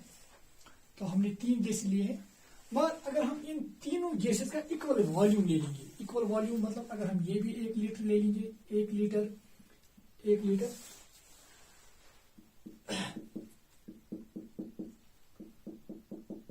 और अगर इस ऑक्सीजन जो गैस है, अगर इसका, क्योंकि ये gas molecules they collide with one another, they also collide with the walls of the container, जो ये कोलिजन करते हैं with the walls of the container, इसकी वजह से ये प्रेशर एक्सर्ट कर रहे हैं। लेट अगर इसका प्रेशर ऑक्सीजन का है 1 atm और ये टेम्परेचर पे है लेट 25 डिग्री सेंटीग्रेड पर, ये अब ये यहाँ पे डिफरेंट गैस है नाइट्रोजन, अगर इसका वॉल्यूम कितना है 1 लीटर, और इसका प्रेशर भी अगर 1 atm है और टेम्परेचर भी 25 डिग्री सेंटीग्रेड है। इसी तरह से अब ये हाइड्रोजन तीसरा डिफरेंट गैस है, इसका प्रेशर भी 1 atm है और टेम्परेचर भी 25 डिग्री सेंटीग्रेड है।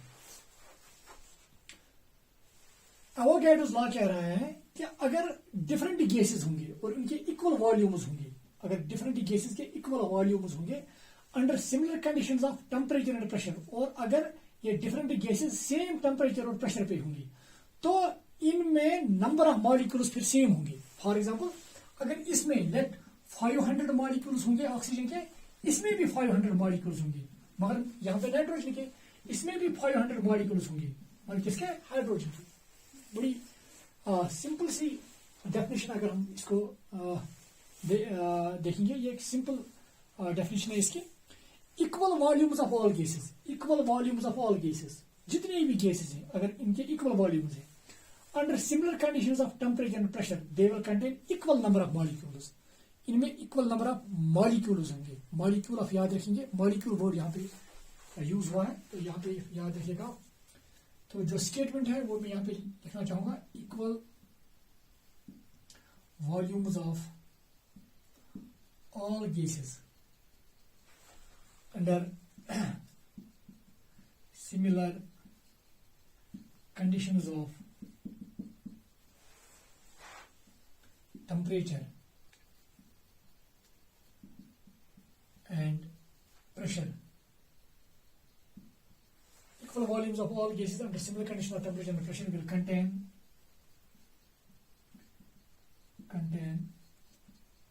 equal number of molecules।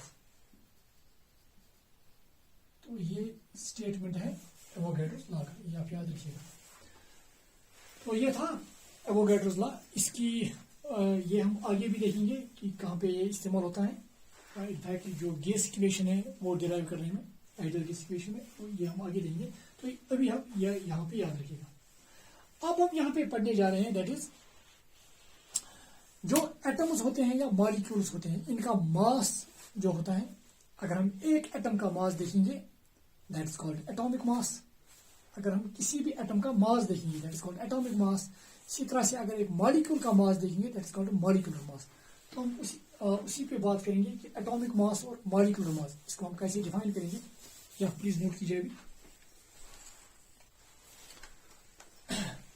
तो यहाँ पे आप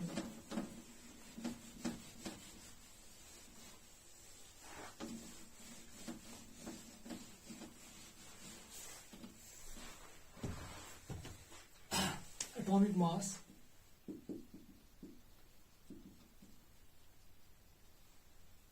and molecular mass,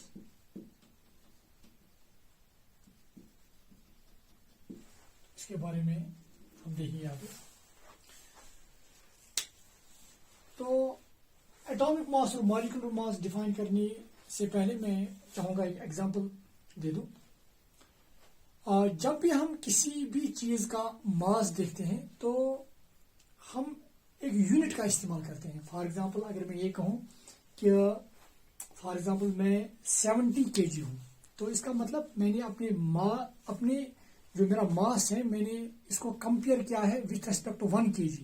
तो जो ये 1 kg है जिसके मुकाबले में मैंने अपना मास मेजर किया है, इसको हम यूनिट कहते हैं। तो 1 kg जो है, जो हम 1 kg देखते हैं, वो 1 kg अब यूनिट है, और उस यूनिट के मुकाबले में मैंने अपने मास को मेजर किया है। नाउ अब ये जो यूनिट है, किसी भी चीज का मास मेजर करने के लिए आप देखेंगे डिफरेंट जगहों पे हम ये यूनिट डिफरेंट साइज का लेते हैं। फॉर एग्जांपल अगर मैं बात कहूं कि अगर हमें गोल्ड खरीदना होगा, तो जनरली अगर आप देखेंगे कि वहां पे जो गोल्ड बेचने वाला होता है उसके पास जो यूनिट होते हैं मास के, वो होते हैं लेट 1 ग्राम, 2 ग्राम के यूनिट्स, छोटे छोटे यूनिट्स, 5 ग्राम के यूनिट्स। क्योंकि जो सोना वो बेचते हैं वो ग्राम्स में वो बेचता है, कोई केजी में नहीं लेगा, कोई क्वांटल्स में नहीं लेगा। तो जब भी क्योंकि उसको सोना बेचना है ग्राम्स में, तो वो ग्राम्स के ही यूनिट वहां पे रखता है। तो जो सोना बेचता है तो वो भी फिर जो मास का वो यूनिट इस्तेमाल करता है, वो ग्राम्स का वहां पे ज्यादा इस्तेमाल करता है। वो ग्राम्स के यूनिट्स उसके पास होते हैं, 1 ग्राम, 2 ग्राम, 5 ग्राम, 10 ग्राम एंड सो ऑन। इसके बरकस अगर आप देखोगे कि अगर हमें फॉर एग्जांपल आप समझो कि हमें आलू लाने हैं, या फॉर एग्जांपल वाटरमेलन लाना है, तो वहां पे आप देखेंगे जो उसके पास यूनिट है मास का, वो केजी का होगा या 5 kg का होगा, क्योंकि उसको वो ग्राम के यूनिट मत रखेगा, क्योंकि उसको जो फ्रूट्स हैं जो उसको बेचना है उसका मास 1 या 2 ग्राम से बहुत ज्यादा है। वो फॉर एग्जाम्पल 200 ग्राम हो सकता है, 500 ग्राम हो सकता है, उसने वैसे ही यूनिट्स वहां पे रखे हैं। इसके बरकस अगर आप देखेंगे, अगर हमें लकड़ी लानी हो जलाने के लिए, तो हम 2 kg लकड़ी मत लाएंगे, हम क्विंटल्स में लाएंगे। तो इसका मतलब कि वहां पे जो उसका यूनिट होगा वो 5 kg से भी बड़ा यूनिट होगा वहां पे। तो अब ये डिपेंड कर रहा है कि कौन आदमी क्या बेच रहा है या किसका मास वो मेजर कर रहा है, उसी हिसाब से उसने यूनिट रखे होंगे। अब जब हम एटम्स की बात करते हैं, क्योंकि जो एटम्स हैं वो बहुत ही छोटे हैं, atoms are very very small, very very small. तो इसका मतलब अगर हमें इनका मास मेजर करना है, क्योंकि एटम्स बहुत छोटे होते हैं, मॉलिक्यूल्स बहुत छोटे होते हैं, तो अगर हमें इनका मास मेजर करना है तो हम केजीज में मेजर नहीं करेंगे, क्योंकि बहुत छोटे साइज के होते हैं, तो इनका यूनिट फिर बहुत ही छोटा होगा। तो जो इनके लिए हमने यूनिट इस्तेमाल किया है एटम्स का मास मेजर करने के लिए, उस यूनिट को हम कहते हैं एटॉमिक मास यूनिट। उस यूनिट को हम क्या कहते हैं? Atomic mass unit. अब देखिए ये यूनिट हम कैसे बनाते हैं, that is atomic mass unit. ये एटॉमिक मास जिस तरह से आप केजी देख रहे हैं, जिस तरह से आप 1 ग्राम देख रहे हैं, इसी तरह से आप समझो ये भी एक यूनिट है, छोटा यूनिट, और उस यूनिट को हम क्या कहते हैं? Atomic mass unit.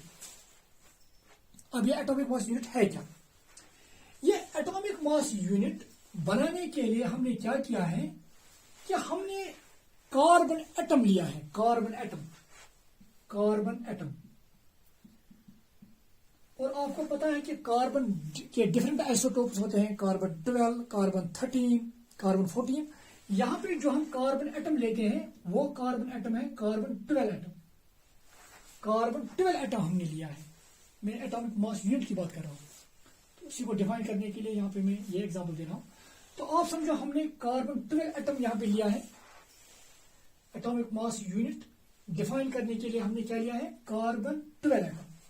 अब आप देखिए ये कार्बन 12 एटम आप समझो इस तरह से मैग्निफाइड व्यू में यहां पे बना रहा हूं, ये समझो आप कार्बन 12 एटम। अब हमने क्या किया है, इस कार्बन 12 एटम के हमने बराबर 12 हिस्से बनाए हैं। अब समझो 1 2 3 4 5 6 7 8 10 11 12। ये कार्बन 12 एटम जो है इसके जो 12 हिस्से हमने बनाए हैं, जो ये इसका एक हिस्सा है, एक हिस्सा, इसी एक हिस्से को हमने माना है it is equal to 1 AMU, 1 atomic mass unit. जो इसका वजन होगा इस हिस्से का, कार्बन 12 एटम्स के हमने 12 हिस्से बनाए हैं, और उन 12 हिस्से में अगर हम एक हिस्से का मास देखेंगे, उसका जो भी वजन होगा वो हमने लिया है इक्वल टू 1 AMU।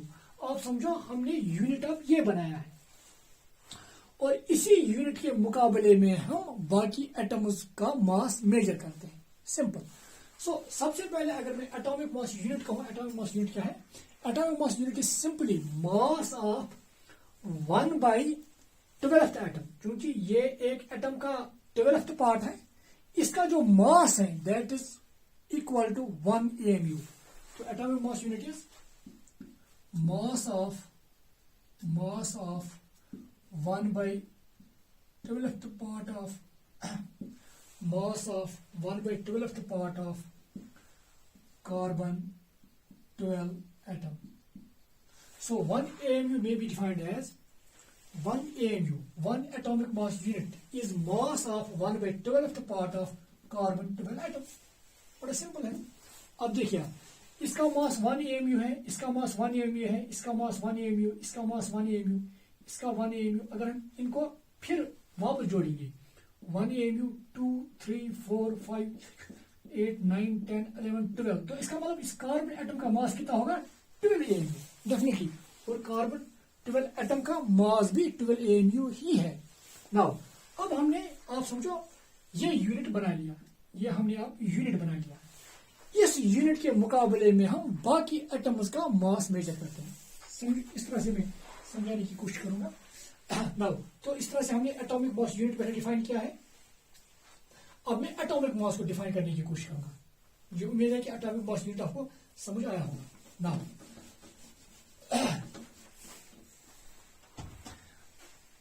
अब आप समझो, मैं फिर एक हाइपोथेटिकल एग्जांपल यहां पे देने की कोशिश कर रहा हूं ताकि आपको समझ आए। आप समझो मेरे पास एक बैलेंस है,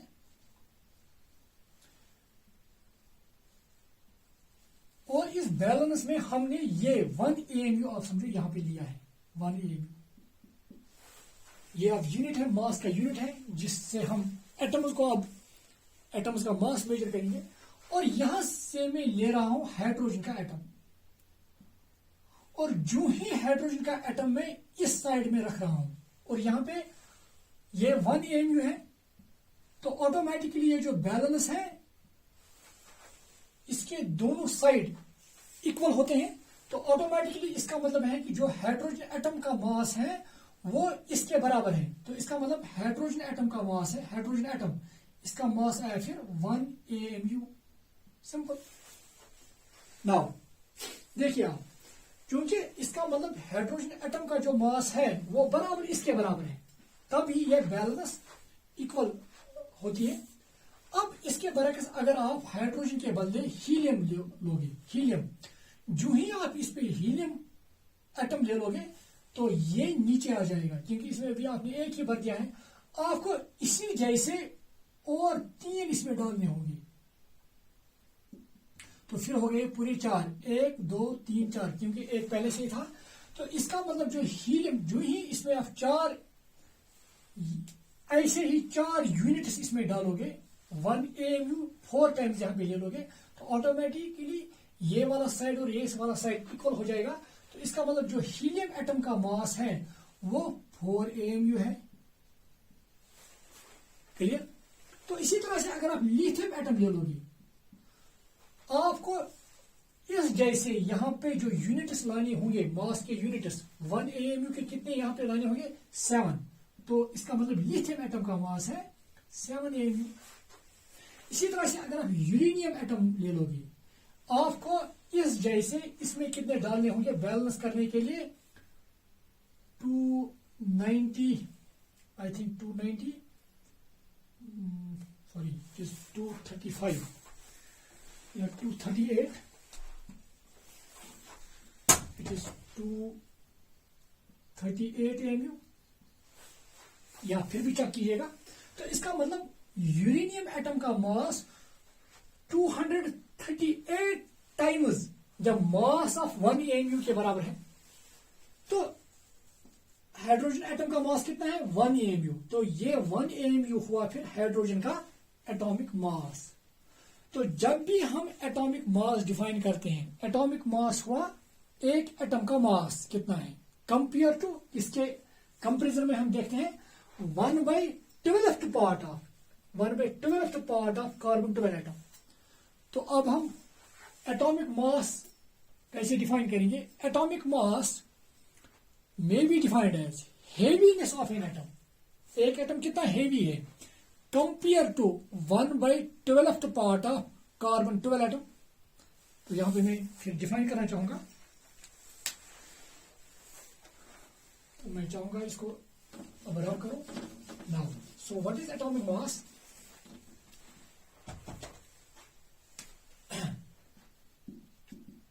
atomic mass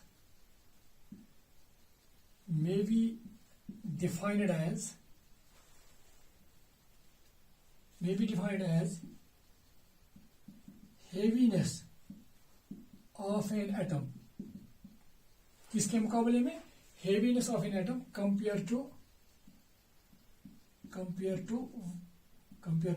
mass 1/12th part of mass of carbon 12 atom. तो अगर किसी भी एटम का मास आप देखना चाहेंगे तो आपको क्या करना है? इस कार्बन 12 एटम का 1/12th पार्ट लेना है, मतलब ये उसके मुकाबले में आपको देखना वो कितना हेवी है। अगर वो इसी के बराबर है, जितना ये हेवी है उसी के बराबर वो एटम भी है, तो उसका मतलब उसका मास 1 AMU है। अगर वो उसका मास जो है अगर वो इससे दुगना हेवी है तो इसका मतलब उसका मास 2 AMU है। अगर कोई 4 गुना इससे हेवी है तो इसका मास 4 AMU है। अगर कोई 23 टाइम्स हेवी है तो इसका मास 23 AMU है। तो यहां पे मैं लिखना चाहूंगा for example helium atom is 4 times more heavy than 1 AMU। 1 AMU मतलब ये therefore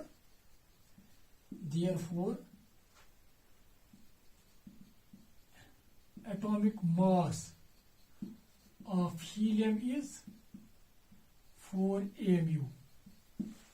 ठीक है? तो atomic mass of helium is 4 AMU। और याद रखिएगा AMU के बदले हम U भी लिखते हैं, U इन यूनिफाइड स्केल। ठीक है? तो हीलियम का मास कितना है अब 4 mu। तो यहाँ पे मैं लिखना चाहूंगा, देखिए आप, मैं इसको रब करने जा रहा हूं।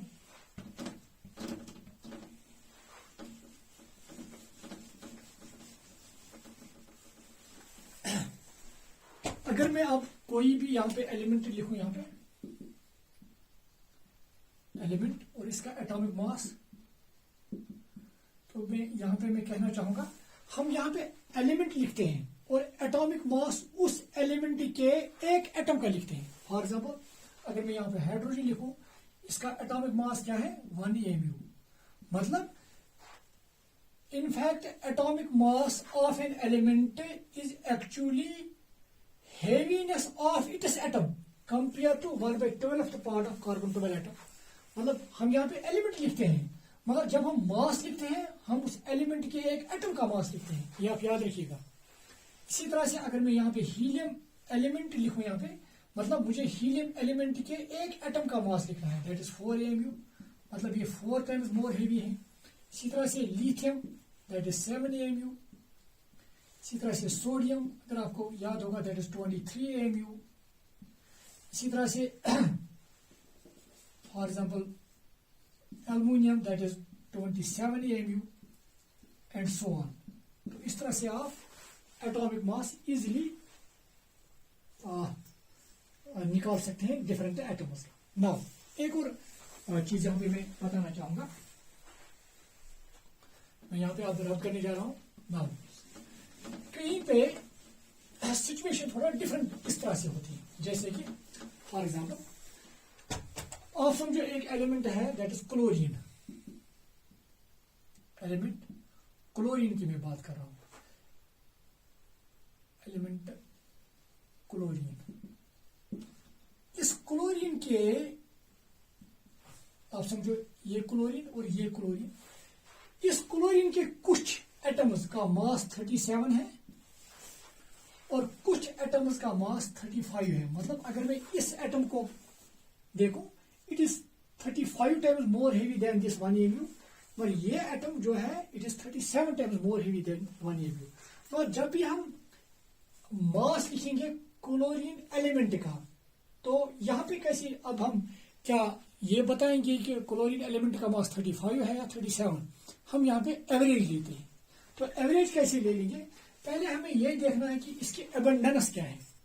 जब हम क्लोरीन 37 और क्लोरीन 35 की बात करते हैं, दे एग्जिस्ट इन 3:1 रेशियो। मतलब अगर हम इसकी एबंडेंस देखेंगे, अगर हम इस तरह से मैं बता सकता हूं, आप समझो अगर यहाँ पे क्लोरीन होंगे एज सच, और रेंडमली हम फॉर एग्जांपल क्लोरीन एटम्स को पकड़ लेंगे, और आप समझो कि जैसे कि मैंने 3+1 4 क्लोरीन एटम्स पकड़ लिए हैं। उन 4 क्लोरीन एटम्स में से 3 क्लोरीन एटम्स 35 वाले होंगे और एक ही 37 वाला होगा, या इसी को हम एबंडेंस कहते हैं। जो इनकी परसेंटेज एबंडेंस है दैट इज 3:1। मतलब 4 क्लोरीन एटम्स में से 3 35 वाले होंगे और एक ही 37 वाला होगा। अब हमें इसका एवरेज, अगर हमें इसका यहाँ पे क्लोरीन एलिमेंट का एटॉमिक मास यहाँ पे डिफाइन करना है, तो यहाँ पे हम एवरेज लेते हैं। अब देखिए एवरेज कैसे ले लेंगे, हम टोटल 4 एटम्स यहाँ पे ले लेंगे। 4 में से एक है 37, एक का मास है 37 एक का मास है, और 35 कितने का एटम्स का मास है 3। ठीक है, टोटल हमने कितने लिए हैं 3+1 मीन्स 4। अगर हम 4 क्लोरीन एटम्स ले लेंगे, अगर हम 4 क्लोरीन एटम्स ले लेंगे, तो इसमें से 37 वाला एक होगा, 35 वाले 3 होंगे। तो टोटल मास कितना होगा, और कितने क्लोरीन एटम्स हैं 37 × 1। अगर हम इसको 37 × 1 37 और इसको मल्टीप्लाई करें divide by 4, it comes out to be 35.5 AMU। तो जो ये 35.5 AMU है, ये अब average atomic mass of chlorine है। तो यहां पे जो है 35.5 AMU है, it is average atomic mass of chlorine. Now तो फिर हम एटॉमिक मास इस तरह से भी डिफाइन करेंगे कि जहां पे कुछ एलिमेंट्स के एटम्स जिनका दो है, इनका एटॉमिक नंबर अगर आप देखेंगे इनका एटॉमिक नंबर सेम है और मास नंबर डिफरेंट है, और आपको पता होगा इनको हम आइसोटोप्स कहते हैं। जो एलिमेंट्स आइसोटोप्स में एग्जिस्ट करते हैं उनका हम mass as average atomic mass define करते हैं। So what is average atomic mass? Average atomic mass is simply it is average mass of its atom. Those elements which exist in those elements which have isotopes, वहां पे हम atomic mass कैसे define कैसे करेंगे? It is simply the average relative mass of its atoms, average relative mass of its atoms, average relative mass of its atoms compare to 1/12th part of carbon 12 atom. तो इस तरह से हम यहाँ पे डिफाइन करते हैं। तो इस तरह से हमने यहाँ पे ये भी डिफाइन किया है कि कहां पर हम एवरेज एटॉमिक मास का कंसेप्ट इस्तेमाल करते हैं। नाउ अब ये हुआ atomic mass. Now molecular mass, अभी मॉलिक्यूलर मास की बात करूंगा। तो आप समझो मैंने फिर ये बैलेंस बनाई है।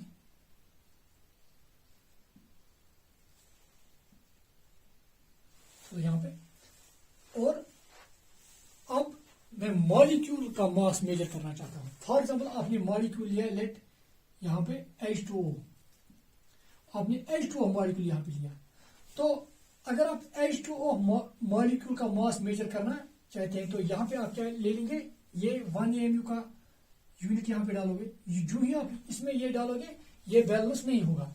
आपको इस जैसे और 18 यहां पे डालने होंगे। जब आप पूरा 18 डालोगे ये, तो जब ये 18 आएंगे तो ये बैलेंस होंगी। तो इसका मतलब H2O जो है वो 18 टाइम्स मोर हेवी है कंपेयर टू दिस 1 AMU।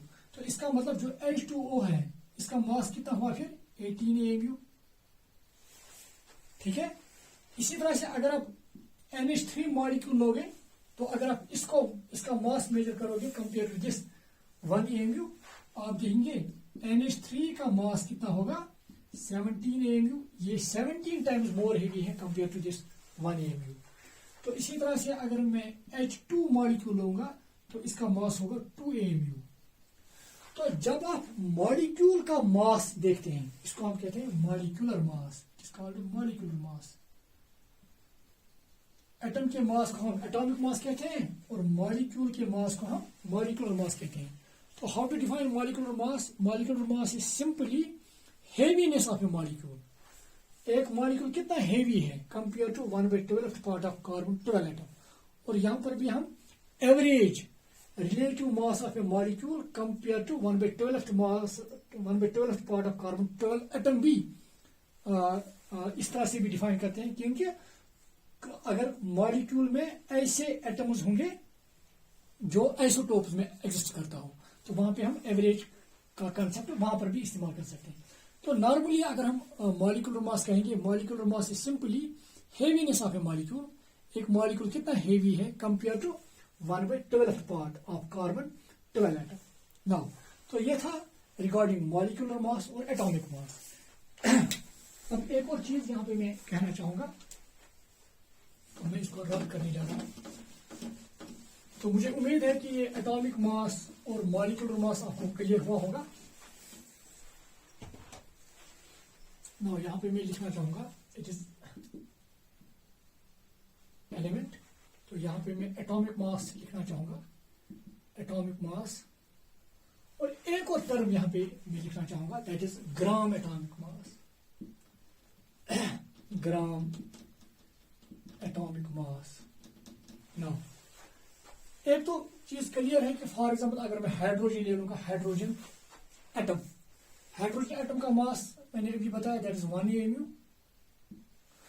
और अगर मैं इसी एटम का मास जो 1 AMU है, अगर मैं ये एक्सप्रेस ग्राम्स में करूं, मतलब अगर मैं ग्राम्स में ले लूं, मतलब 1 ग्राम AMU के बदले आप ग्राम में लूंगा, when atomic mass is expressed in grams then it is gram atomic mass. तो 1 ग्राम हाइड्रोजन का ग्राम एटॉमिक मास है. 1 AMU is its atomic mass. मगर अगर मैं कहूं 1 ग्राम हाइड्रोजन एटम का है ग्राम एटॉमिक मास. इसी तरह से अगर मैं हीलियम यहां पे लिखूं, हीलियम का मास है 4 AMU. अगर ये आप ग्राम्स में ले लोगे देन इट इज 4 ग्राम. तो 4 ग्राम हीलियम का है ग्राम एटॉमिक मास. ये आपको यहाँ पे जरूर याद रखना है. जब 4 ग्राम किसी भी एटम का ग्राम एटॉमिक मास नहीं है, 4 ग्राम एटॉमिक मास है, मगर किसका? हीलियम का ग्राम एटॉमिक मास. तो इसी तरह से अगर मैं लिथियम ले लूं, it is atomic mass is 7 AMU. तो 7 ग्राम फिर इसका है ग्राम एटॉमिक मास. इसी तरह से अगर मैं सोडियम ले लूं, that is having atomic mass 23 AMU. तो 23 इसका हुआ gram atomic mass. So how to define gram atomic mass? When atomic mass is expressed in grams, then it is called gram atomic mass. तो यहाँ पे मैं लिखना चाहूंगा, when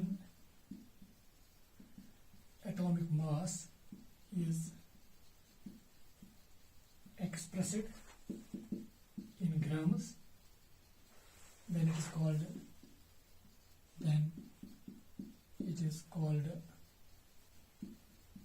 gram atomic mass. Then it is called gram atomic mass. तो 1 gram hydrogen का gram atomic mass है, 4 ग्राम helium का ग्राम एटॉमिक मास है, 7 ग्राम लिथियम का ग्राम एटॉमिक मास है. एक और चीज आप यहां पे याद रखिएगा, बहुत ही इंपॉर्टेंट है.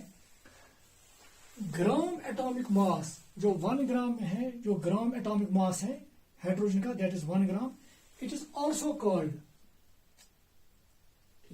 called 1 gram atom. ये आप याद रखिएगा, 1 ग्राम एटम. अगर मैं कहूंगा हाइड्रोजन का 1 ग्राम एटम क्या है, कितना है? 1 ग्राम एटम है इसका 1 ग्राम. 1 ग्राम एटम, ये थोड़ा इसके साथ थोड़ा मुझे उम्मीद है कि आप कंफ्यूज नहीं होंगे. 1 ग्राम एटम को ही हम एक और नाम देते हैं ग्राम एटॉमिक मास, या हम इस तरह से कहेंगे gram atomic mass is also called 1 gram atom. तो अगर मैं कहूंगा हीलियम का 1 ग्राम एटम कितना है, 4 ग्राम को, 4 ग्राम को हम एक और नाम देते हैं 1 ग्राम एटम. मतलब अगर मैं कहूंगा 1 ग्राम एटम ऑफ हीलियम, वो कितना है? वो 4 ग्राम है. मुझे उम्मीद है कि आप कंफ्यूज नहीं हुए होंगे. एक तो हुआ gram atomic mass. Gram atomic mass, जब भी हम एटॉमिक मास को ग्राम्स में एक्सप्रेस कहते हैं, that is called gram atomic mass, जिस तरह से मैंने दिखाया यहां पे. इस ग्राम एटॉमिक मास को एक और हम नाम देते हैं, that is called 1 gram atom. हर किसी एलिमेंट का ग्राम एटॉमिक मास उसके 1 ग्राम एटम के बराबर होता है. तो अगर मैं यहां पे कहूं हीलियम का 1 ग्राम एटम कितना है, इसका यह मतलब नहीं है कि आपको सिर्फ 1 ग्राम लेना है.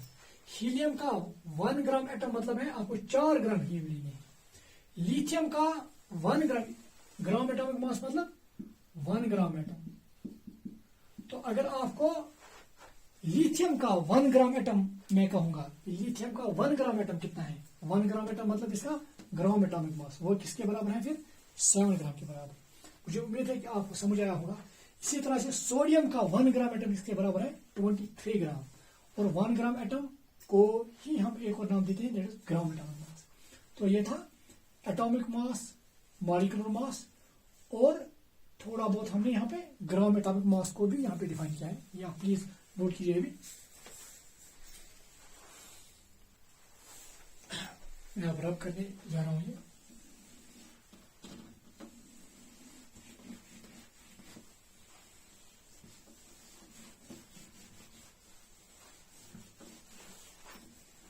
इसी तरह से एक और है, दैट इज ग्राम मॉलिक्यूलर मास. जैसे कि यहां पे मैं लिखना चाहूंगा फॉर एग्जांपल मॉलिक्यूलर मास, और यहां पे है ग्राम मॉलिक्यूलर मास. ग्राम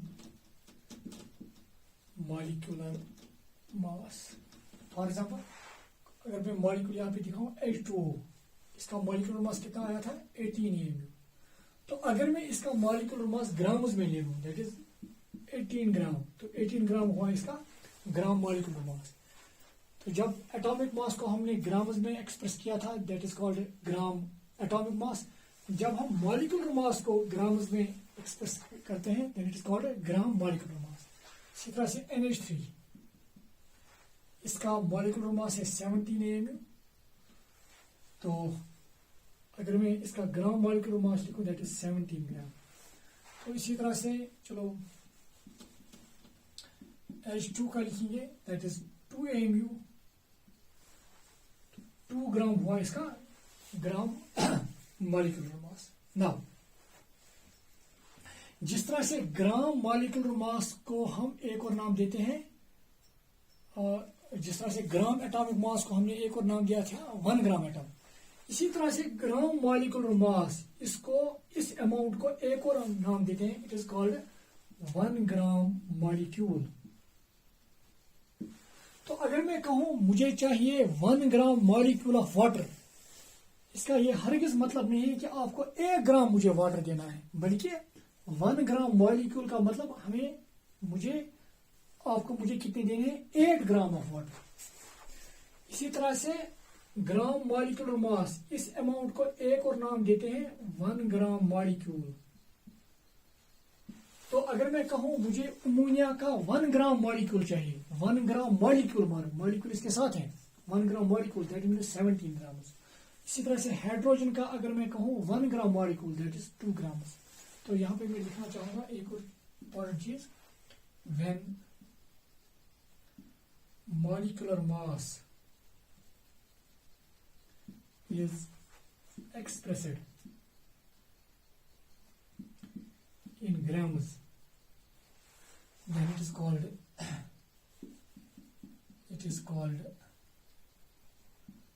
gram molecular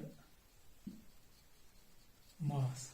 इसको क्या हम क्या कहते हैं, when molecular mass is expressed in grams, it is called gram molecular mass। This gram molecular mass